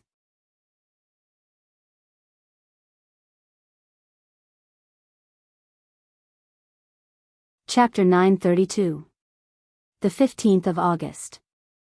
The moonlight shone like water and a mirror. Biyao of the Jiang dynasty. Biyao was a picturesque place with small bridges, flowing water, and houses. Every scene seemed to exude a lingering poetic feeling. Thin smoke shrouded the sky above the small town. Figures swayed in the buildings with white walls and black tiles. The waterside pavilions were arranged in picturesque disorder. This was a small town frequented by literati. The people lived and worked in peace and contentment, and no one picked up anything they left behind on the road. Most of the town's residents had experienced tragic times. They cherished their current life and faced it with a smile at all times. One day, a family of 3 came to the small town. The man, although old, could still vaguely see the elegance of his youth in his eyes. He was gentle, refined, and dignified. The woman was about the same age as the man. She stood there, emitting an aura of 8 meters. She looked heroic and elegant. As for the handsome young man who inherited his parents' good qualities, his facial features were exquisite, like a gift from the gods. The family's appearance was comparable to that of immortals. The town's residents were all ordinary people. Occasionally seeing someone with good facial features would shock them, not to mention a real immortal. This family settled down in the small town. The man opened a bookstore on the street, selling ink, paper, inkstone, zither, chess, calligraphy, and other trinkets. The woman had nothing to do. She would either ride her horse through the streets or stand in the bookstore, staring at the man until he turned away. Although the couple was a little strange, it did not stop the town's residents from eyeing their son. East of the city, Minister Lu only had one daughter. She was tall and sturdy with an ugly face and a fierce temperament. The strong men took a detour when they saw her. Minister Lu was so worried about his daughter's marriage that his hair was about to fall off. However, his daughter did not care and continued to do whatever she wanted. Seeing that his daughter was about to cross the age of 20, Minister Lu gritted his teeth and decided to take in a son-in-law. With a son-in-law in his hands, would he be afraid that he would give birth to trouble or dislike his daughter? However, Minister Lu had a bad reputation and his daughter was a ghost. Even a beggar would not be willing to be their son-in-law. Just as Minister Lu was about to shift his gaze to the nearby town, the family of 3 entered his sight. "Daddy, I won't marry anyone but him." Minister Lu's daughter had good taste. She immediately saw the handsome young man who was about 18 years old. "Deal. Father is here to propose a marriage for you today." Lu Yuanwei patted his chest and agreed. The 15th day of the 8th lunar month was the National Day of Reunion. Most of the people had already closed their shops, but the bookstore on the street was still open. Where did Fusho go today? When Officer Lu came to the door with Iceman to propose marriage, He heard the woman sitting on the counter from afar and turned his head to ask the man inside. The man replied with a smile, "Isn't it to avoid you?" This person was actually over 50 years old, but from his appearance, he seemed to be less than 40 years old. "Why are you avoiding me?" The woman boldly propped up one leg and placed it on the counter, completely ignoring the gazes of the outside world. She said, "In the past, I was too busy to look at him, so he felt sad in private. Now that I've been watching him every day, he's hiding faster than a rabbit. Distance makes the heart grow fonder." The man smiled. "He doesn't like to practice martial arts. You beat him all day, how could he not hide?" The woman raised her eyebrows. "Fusho is already 18 years old. His arms can't even pull a stone bow. How shameful it is. His sister can beat him 10 times with one finger. Do you believe it? He actually dares to hide from me. How dare he? I should really throw him to his sister's place to train." The man said, "What's the difference? He just escaped from the tiger's den into the wolf's den. You're too lenient with him. If he doesn't listen, just beat him up. If one doesn't work, then beat him up again. There's nothing that can't be solved with a fist." The man said faintly, "If you're willing to beat him up, why would you bother me here?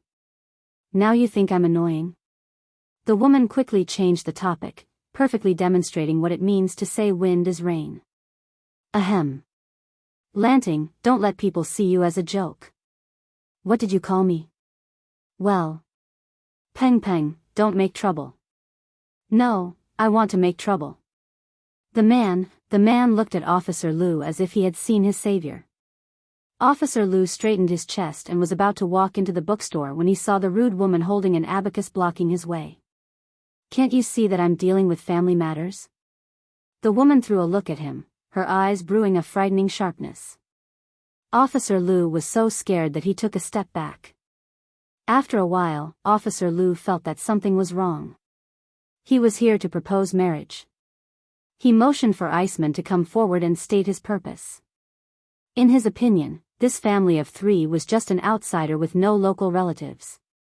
How could they fight against a local snake like him? Iceman chuckled and stated his purpose. The expressions of the old couple changed. The man looked up at them and asked with a smile, "Marry into our family?" The woman said, "Propose marriage?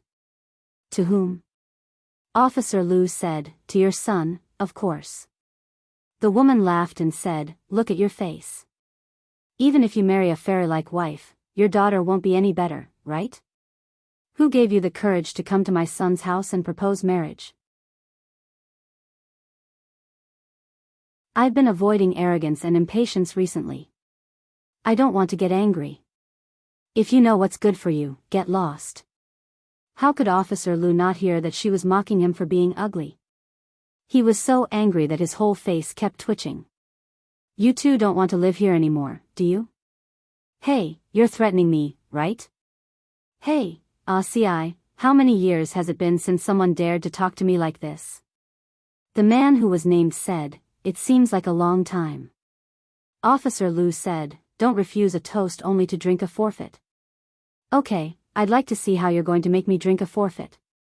The woman smiled and jumped off the counter. She was about to roll up her sleeves and go forward, but the man hurriedly raised his hand to stop her and pushed her behind him. "That's enough of you. Your body has just recovered a little, and you want to mess around again. You're 51 years old, not 15, the woman said.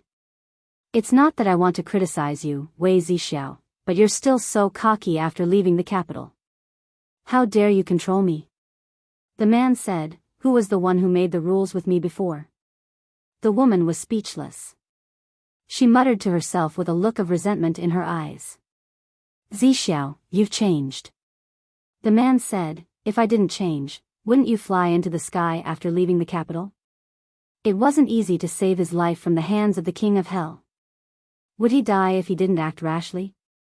Officer Lu, who was completely ignored by the couple, looked like a palette of colors. Before he left, he said angrily, "The county magistrate and I are brothers-in-law. Just you wait." "Oh." The woman raised her eyebrows, if that's the case, then thank you. Officer Lu was dumbfounded. Why were they thanking him? A few days later, Officer Lu's brother-in-law, who had become a commoner, gave him a hard slap. You incompetent bastard. The bookstore on the street had a new owner. In the suburbs. The woman rode on the back of a donkey, the man sat in a carriage, and their child walked on 2 legs. Father, I want to ride in a carriage. It's no use even if you call me mother, the man said. Mother, I was wrong.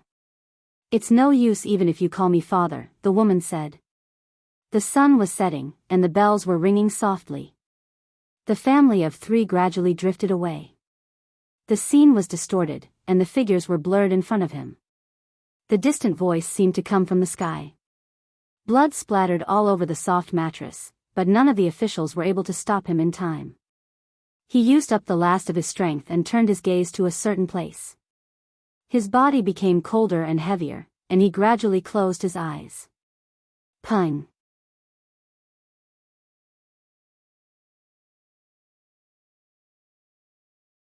Chapter 933. Jiang Pengji felt dizzy, like a rootless duckweed floating in the vast sea. Lu Shi's body was that of an ordinary person, after all. He would become weak when he was old, which was something Jiang Pengji could not resist. He could almost hear Jiang Yan's cries, as well as the shouts of the officials, whether sincere or not. Forget it, Jiang Pengji's consciousness was blurred. She felt endless regret and let the darkness engulf her consciousness. After some time, she felt a sense of crisis. She subconsciously jumped away from the attack. Her agility surprised her. Jiang Xiaojiu, your skills have regressed by more than a little. Who was it? Jiang Pengji heard a strange woman's laughing voice. It took her some effort to stabilize her body. It was so dazzling, the light around her was unusually bright. Jiang Pengji, who was used to the dark, was particularly uncomfortable. She even shed physiological tears. Who are you? Jiang Pengji blurted out. She subconsciously used her interstellar mother tongue that she had not used for many years. The woman was surprised and said sarcastically, Tisk, TSK. You were only injured once. How could you forget your old boss? Old boss? Jiang Xiaojiu? The 2 unfamiliar yet familiar words were put together. It was like 2 pairs of hands combined into one, unlocking the dust-laden memories of many years. She took a long time to adapt to the surrounding light. She was shocked to find that she was in the medical center of the federal military. She looked at her arm. She was also wearing the blue and white hospital gown of the medical center. What happened? She blinked her eyes quickly. She could not react until a person appeared in front of her. When she saw the person's face, Jiang Pengji subconsciously straightened her back and gave a federal military salute. Greetings, Chief. The other party stood in front of her, squinting slightly as he looked at her face carefully with a scrutinizing gaze. There's no problem with your spiritual fluctuation, the person said slowly. Otherwise, based on your performance just now, I would have suspected that your body was maliciously taken over. You've been in a coma for 3 months, but you're still alive. If you don't wake up soon, I'm afraid the 7th Corps will be sent in. The human alliance was not harmonious. There were political struggles between the various corps. Jiang Pengji was under her. If she did not wake up, who knew if an outsider would be sent to take over the 7th Corps? By then, even if Jiang Pengji had a chance to wake up, she might not. Because there were far more people who didn't want her to wake up than there were people who wanted her to wake up. Receiving the news that Jiang Pengji was seriously injured and in a coma, the woman had no choice but to interrupt her vacation and take over the 7th Corps. Thank you for your hard work, old chief. Jiang Pengji pressed her aching forehead with one hand. The memories in her mind made her unable to distinguish reality from a dream. That life was 30 to 40 years long, and it was already comparable to the previous years. After so many years, Jiang Pengji could only dig out her shallow memories and recognize that the woman in front of her was her old boss. As for more, she still needed time to dig deeper into her memories. Not at all, not at all. Cancel your sick leave as soon as possible and come back to take charge. The woman crossed her arms and leaned against the bed. She narrowed her eyes and said, "You should be more careful these days. The federal marshal election is approaching, and there are many people looking for trouble with you." Marshal election? Jiang Pengji was stunned. Was there such a thing? Wait, there really was such a thing. The old general in front of him had retired from the 7th Division and was originally going to enter the parliament to find a job, but who knew that the old general had contracted a genetic disease and would not live for long. For the sake of the political stability of the human alliance, the marshal election had to be held at the last minute. The old general was also on the list. As her successor, Jiang Pengji naturally belonged to her faction.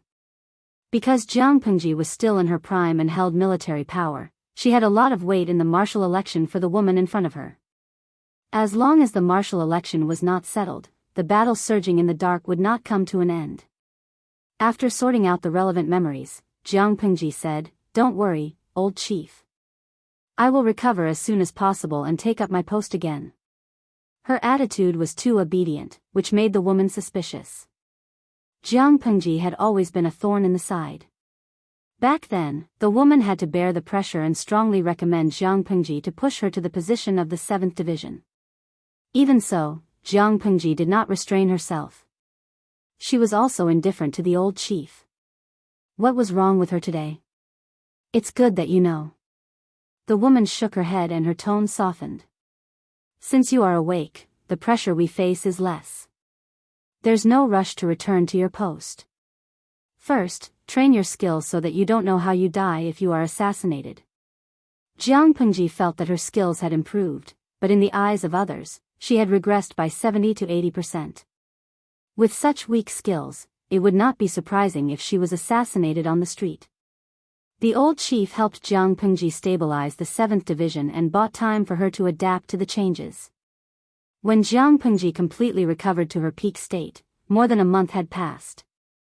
When she was discharged from the hospital and returned to the division, she had only been away for half a year. For interstellar humans with long lifespans, half a year was no different from more than 10 days. However, Jiang Pengji's change shocked all the officers of the 7th Division. Had they ever seen a chief who quietly checked documents? In the past, they could not find anyone to sign.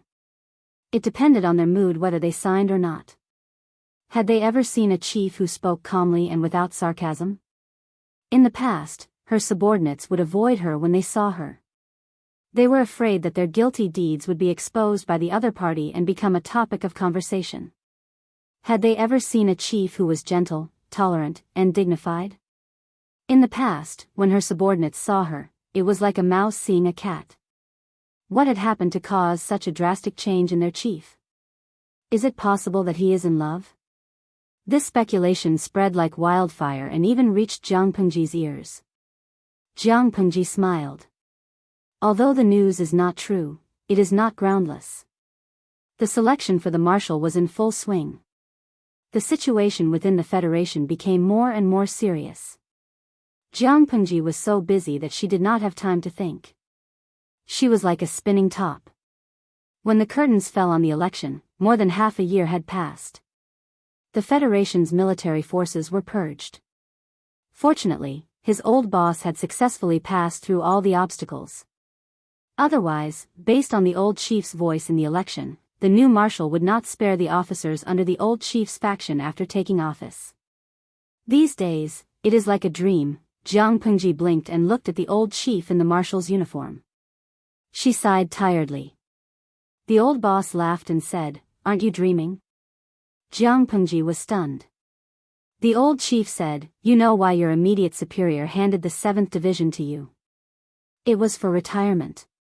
How could she participate in the selection for the marshal? This dream is full of flaws. I did not expect you to be willing to stay for so long." Jiang Pengji looked into his eyes, and her lazy expression became dull and insipid. "Then, what is this?" The old chief laughed. "This is probably your subconscious hope before you die. You hope that everything will be perfect. What about me? I'm dead. But you still have a chance, but this is a gamble. If you win, you can be perfect. If you lose, you will have nothing. What gamble? A comeback is equivalent to giving you a chance to be resurrected. However, your memory will be sealed. Everything will return to the starting point.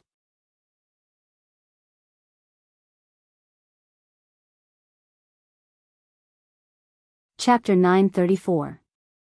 At this point, Wei Ci could not help but sigh. Apart from him, who else in this world knew that Sun Wen was supposed to be the backbone of the Nya family and had made great contributions to the Nya family's plans for the world? But before everything started, the Nya family destroyed Sun Wen's family. In his previous life, Sun Wen sacrificed his life for the Nya family. In this life, Sun Wen would probably fight to the death with the Nya family.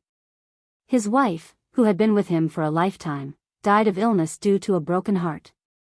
His only son, who was smart and cute, died of illness. His filial daughter-in-law also died tragically. If it weren't for his young grandson's support, Sun Wen would have died of illness in a foreign land long ago. For the sake of his young grandson, Sun Wen, who had always been arrogant, gave up all his dignity and begged. The grandfather and grandson ended up in Dongqing. The situation in Dongqing was chaotic. There were battles everywhere. Even if Wei Ci did not see it with his own eyes, he could imagine how much hardship the grandfather and grandson had suffered in order to survive. Before Sun Wen secretly found Wei Ci, he had been working at the construction site as a refugee for more than half a year. His actual age was only in his 40s, but now he looked like he was in his 50s or 60s. His black hair had mostly turned white. Wei Ci supervised the Jianghu government and used work as a form of relief. Everyone was given work points every day. No matter man or woman, old or young, they would receive the same amount of food and allowance as they worked. The less they did, the less they got, the more they got. Sun Wen's biggest activity in the first half of his life was learning to ride and shoot. When had he ever done hard work at the construction site? In the beginning, the food he got for a day's work was only enough to feed his grandson. He could only find some leaves and bark and mix it with river water to barely fill his stomach. Later on, they became familiar with each other. Kind workers would even give him food and let the older children in the family take care of Sun Wen's grandson so that Sun Wen could work in peace. After getting used to it, Sun Wen's daily earnings gradually increased and he even had a slight surplus. He took great pains to build connections, inquire about information, and open up connections. Finally, he found the only way to get in touch with Wei Ci. Wei Ci said that Sun Wen would visit at night. It sounded very elegant, but in fact, he was in a very sorry state. Wei Ci paid attention to his health, so he had the habit of taking a walk at night after dinner. However, his walking route was always different and there was no pattern. Sun Wen could only wait bitterly. After waiting for a long time, they finally caught the fat rabbit, Wei Ci. In order to amaze the world with a brilliant feat, Sun Wen even thought of many opening remarks to analyze Jiang Pengji's temper. He chose the most arrogant one. King Wen of Zhou met Lu Shang, and Lu Shang helped King Wu of Zhou to wage war against the Zhou dynasty. In my humble opinion, Lu Zhongqing lacks nothing but Sun Zidao. Who was Lu Zhongqing? Lu Shi. On the surface, it seemed that Lu Shi was only compared to King Wen of Zhou. If Lu Shi was King Wen of Zhou, then who was King Wu of Zhou and who was LV Shang? Wei Ci's thoughts turned, and he turned his head to look at the person who came, only to see a gray-haired old man dressed in tattered linen walking out from the dark shadows. Then do you know where Sun Zidao is? Far away on the horizon, yet close at hand. I am Sun Zidao. Sun Wen wasn't someone who liked to be modest. Although he was at the bottom now, he believed that he would rise again one day. This was how Wei Ci first met Sun Wen. Sun Wen had successfully attracted Wei Ci's attention, but it wasn't enough. He needed more bargaining chips to gain Wei Ci's favor. As long as Wei Ci valued him and introduced him to Lu Shi, Sun Wen believed that he had the ability to gain Lu Shi's appreciation. Sun Wen felt that he didn't have much to live for in this life, but his grandson was still young. If he didn't secure a future for his grandson, how could he meet his wife, only son, and daughter-in-law in the afterlife? Therefore, he could only succeed this time. Failure was not allowed. He was very lucky to have met Wei Ci. Even if Sun Wen didn't scheme, as long as Wei Ci knew his name, he would still introduce him to Lu Shi. Sun Wen offered his loyalty and entered the northern borderline as a slave to help Jiang Pengji complete her great undertaking.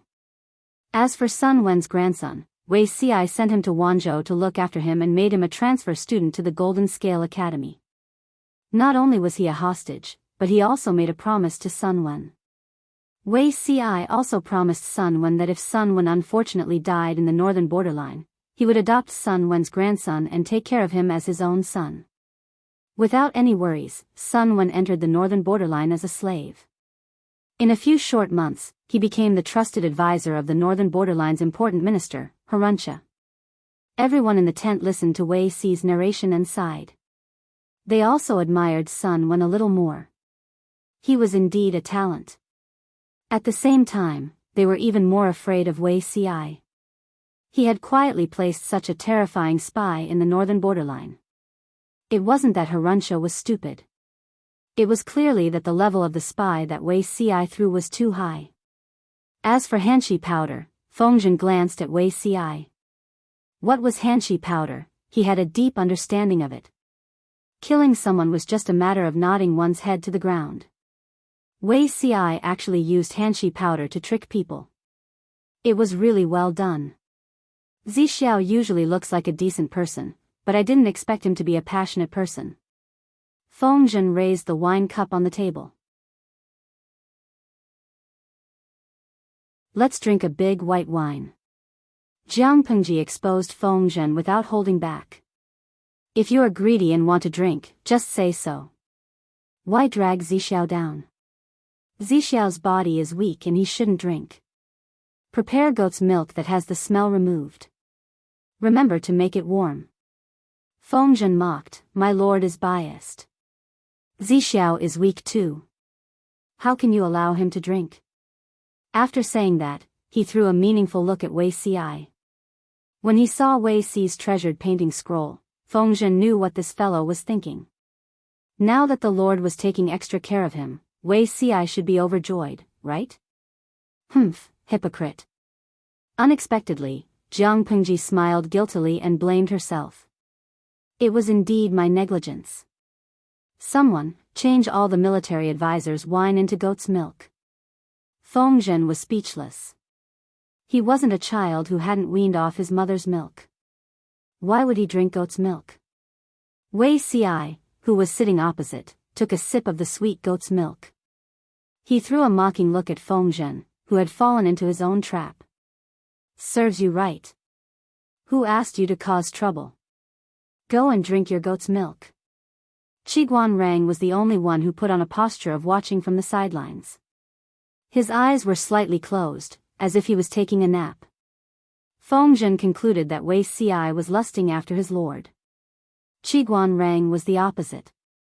He felt that his lord was drooling over Wei Ci's beauty. And it was the kind of drooling. After this little interlude, everyone turned their attention back to the main matter. Knowing that Sun Wen was a spy in the north borderline, and a very powerful one at that, they could change their plans. Qiguan Rang asked, what's Zixiao's plan? Even smart people had different ways of thinking. They needed to exchange information and unify their standpoint and opinions so that they wouldn't drag each other down at critical moments.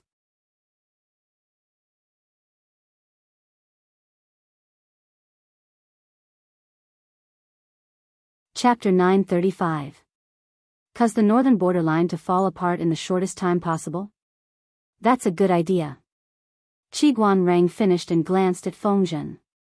However, Zi sure used a lot of Hanshi powder in the past. It's obvious that this thing won't kill you instantly. As long as you have a strong will, you can quit. The king of the northern borderline is a rare wise ruler. His confidence is firm and he might not really fall because of Hanshi powder. Fengzhen was once again brought up as a negative example. It made him very depressed. A single mistake can cause everlasting regret. Friends around you always use you as a negative example. My heart is tired and I won't love anymore. Wei Si said, it won't take that long. Zi Shi's situation is different from the king of the northern borderline. Although Zi Shi has been using hanshi powder for a long time, he doesn't abuse it. But the king of the northern borderline treats it as medicine to regain his masculinity. He takes it almost every day. After taking hanshi powder, he goes to the harem to have sex with the concubines. Even a body made of steel can't take it. As long as the king of the northern borderline's health deteriorates, there will be people to send him on his last journey. If the king of the northern borderline and the chief of Shanghai County, Wu Mashang, can't they see that they have an older and unmarried lord? Feng Zhen coughed lightly, indicating for Wei Si to be more reserved. Can't he see that they have an older and unmarried lord here? Qiguan Rang glanced at Feng Zhen and asked, is your throat itchy?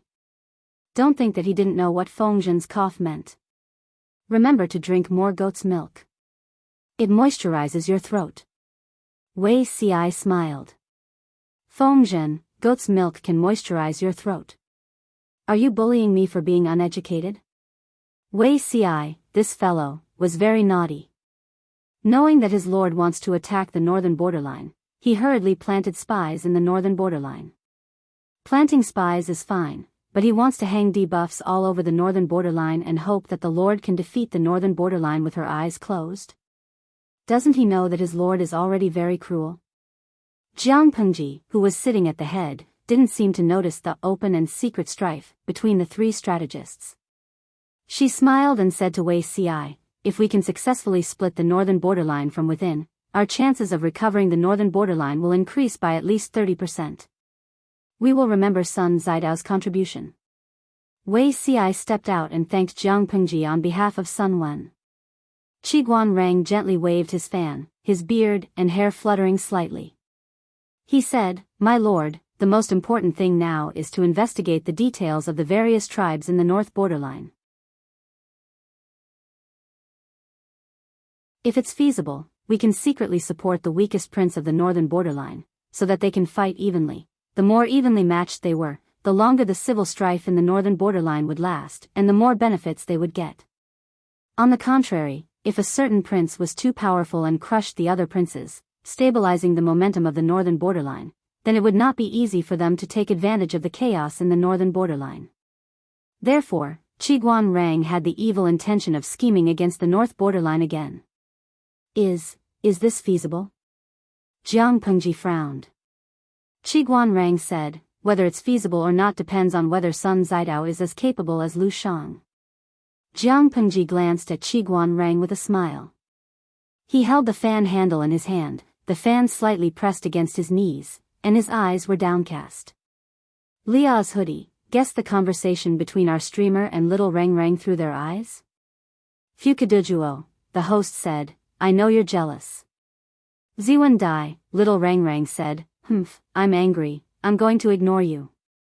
Yongye Tianchen, Simi said, didn't we agree to cook this little frog? Why has the lord fallen in love with someone else? Bo Xiaoyun, Feng Tian said, it's supposed to be a two-person show, but I've become the fourth person. The audience in the streaming room expressed that the drama queen's performance was more exciting than the streamers. Of course, it was fortunate that there were many people in the streaming room. Apart from the drama queen, there were also big shots from different industries. Jun Shuiying, I feel sorry for the northern borderline for a second.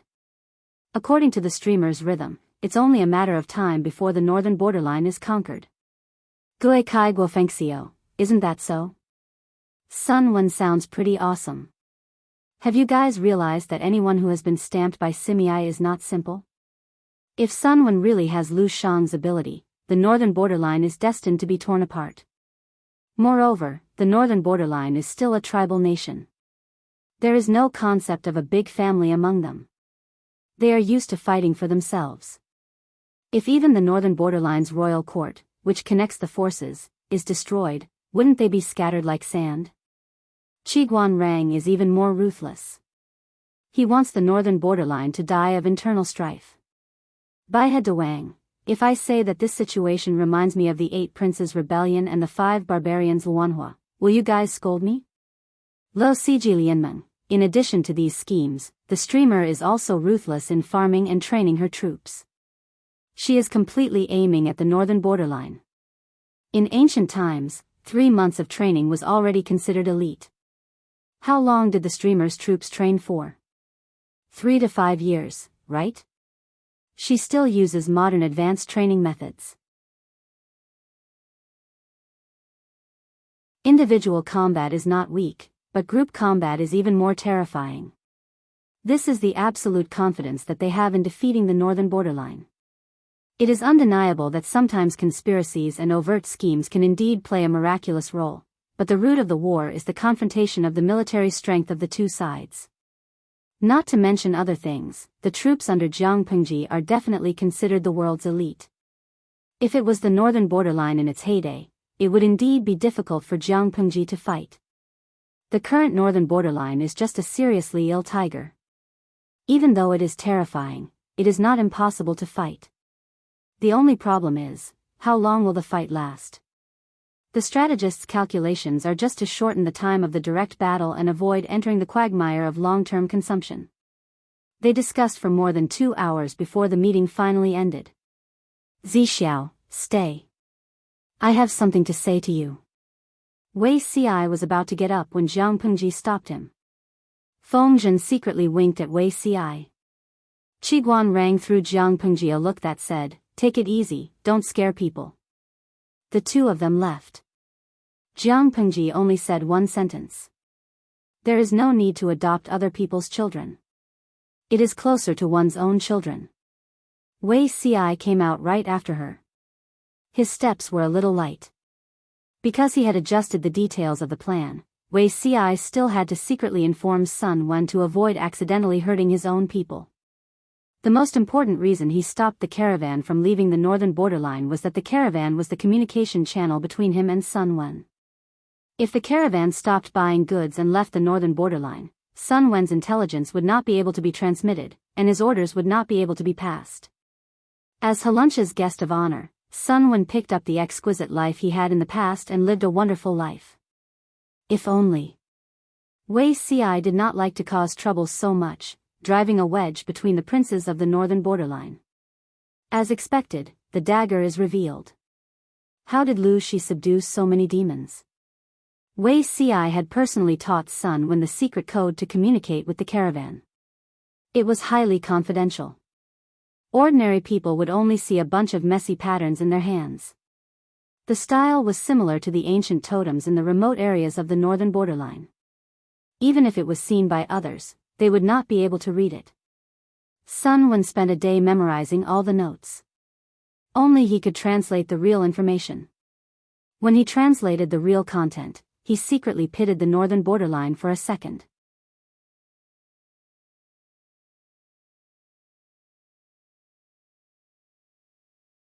Chapter 936.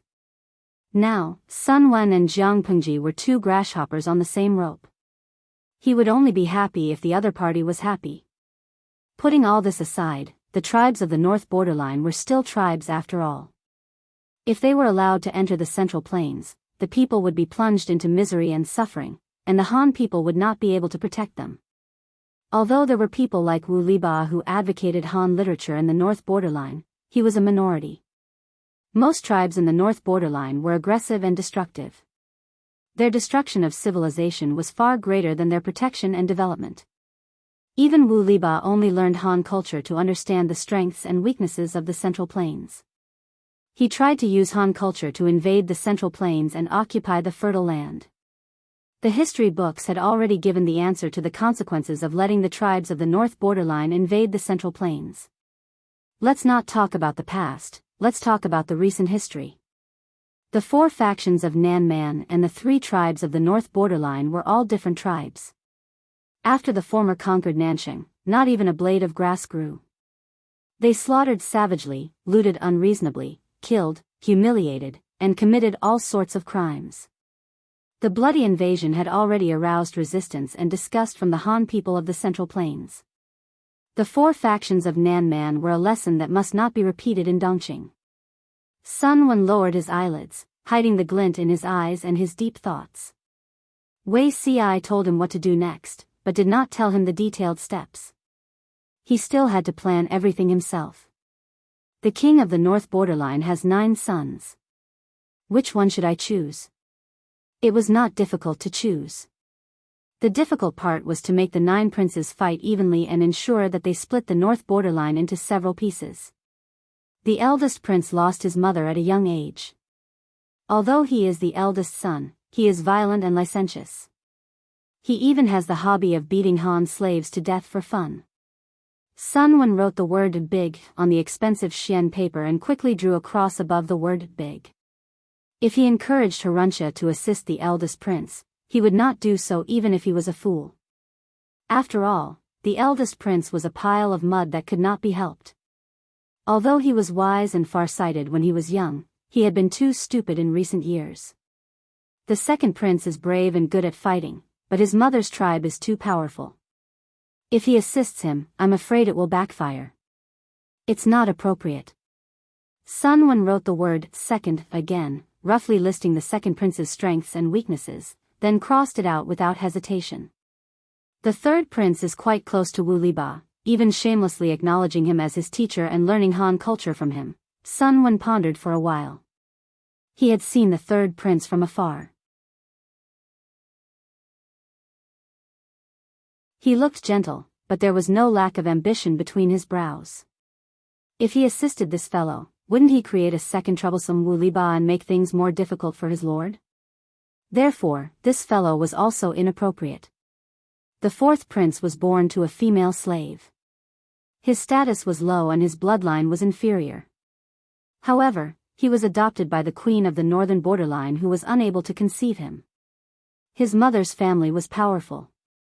However, the Empress's sister had given birth to the sixth prince, so the fourth prince would definitely be a stepping stone for the sixth prince. This could be considered. At the very least, he could instigate a fight between him and the sixth prince. We can think about it later. Sun Wen rejected 3 princes in a row, but he was barely interested in the fourth prince. He continued to count down. The fifth prince and the third prince were biological brothers, but the 2 brothers were obviously not of one mind and were hindering each other behind their backs. The sixth prince was the son of the current empress's younger sister, and his status was the most distinguished among the 9 princes.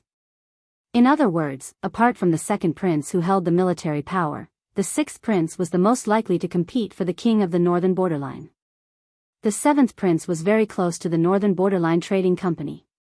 Because of his mother's tribe, he had a lot of dividends in the trading company and earned a lot of money. The seventh prince was not a concern, because this fellow was very close to the 8th prince and the 9th prince. Although they were not biological brothers, the 7th prince treated the 8th prince wholeheartedly.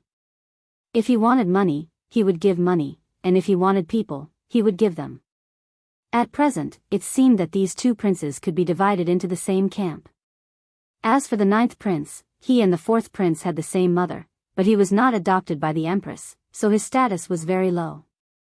Sun Wen simply analyzed the situation of the 9 princes under the king of the northern borderline, and a general plan had already appeared in his mind. To be on the safe side, he planned to use a scheme within a scheme. On the surface, he supported the 4th prince, but behind the 9th prince, he would use the 4th prince to get rid of the other princes one by one, and then use the 9th prince to get rid of the 4th prince. As for how to get rid of the northern borderline princes, he needed to think carefully. It was best to kill several birds with one stone. He would not directly kill a few northern borderline princes, but he could further stimulate the conflict between them and the king of the northern borderline. At that time, then there will be a good show to watch. Sun Wen's face was expressionless. He placed the expensive but already ruined rice paper on the candle and burned it, erasing all traces. Wei Zixiao, oh, Wei Zixiao. You must remember your promise. Only then can you live up to this old man's plan. Sun Wen's entry into the industry was a little awkward. If it had been earlier, he and his lord would have been able to nurture a friendship in times of adversity. If it was a little later, it would be the icing on the cake. Even if he couldn't make it to the top, Sun Wen didn't have much ambition. All he wanted was a place to stay. It just had to be at this time of year. The Lord was preparing for battle in the north borderline. Although the chances of winning the former were quite high, it wasn't 100%. What if he lost? His grandson was still in Wanzhou. Sun Wen couldn't afford to gamble. Therefore, he could only do his best and risk his life to help Jiang Pengji. The image of his grandson's young and adorable face appeared in Sun Wen's mind. His cold and hard heart softened a little, but it soon became even harder and colder. Bei Jiang must die. While Sun Wen was stirring up trouble in the north borderline, Jiang Pengji and the others were eating melons in the military tent. She was not eating watermelon. She was roasting sweet potatoes and sweet potatoes. Where has Uncle Gu been doing business all these years? Jiang Pengji followed the instructions of the viewers in the streaming room and threw the sweet potatoes into the fire. At the same time, she turned her head to ask Gu Xian, whose face was full of vicissitudes. Gu Xian traveled north and south to do business. He often only replied to a letter once every 6 months. Jiang Pengji had no idea where he had gone. Gu Xian smiled and said, he went to Beiyuan, Xichang, and Shalan. The sweet potatoes were discovered at the border of Xichang, and the sweet potatoes were taken from Shalan. I asked the locals for advice and brought their seedlings all the way back with great difficulty. I just want you to have a taste. Wei Ci was silent and didn't speak. In his previous life, when the Jiang dynasty was established, the country was strong and prosperous. In order to please the emperor, the surrounding small countries always brought all kinds of things from their own countries. The officials of the Jiang dynasty didn't want to be outdone. The sweet potatoes and sweet potatoes were presented at that time. However, these two small things almost caused a bloody massacre. Sweet potatoes were grown at the border of Xichang. The locals chopped them up and fed them to pigs. No one had personally tasted them. In the eyes of the locals, they were not food for humans at all. They were only fit to be fed to livestock. In Shalan, sweet potatoes were also eaten by the poor. They were lowly food in the wild. Yet these two lowly foods were served to the emperor's table as dishes for a state banquet. After she ate a few mouthfuls with relish, someone actually stood up and pointed out the truth. To this day, Wei Ci could still remember the silence in the hall. Everyone was sweating and trembling all over. Who served the emperor's table food that only domestic pigs and untouchables ate? You're tuning into the Biyao's Wuxia Chronicles YouTube channel. Don't forget to subscribe and join us on this journey to catch the most captivating stories.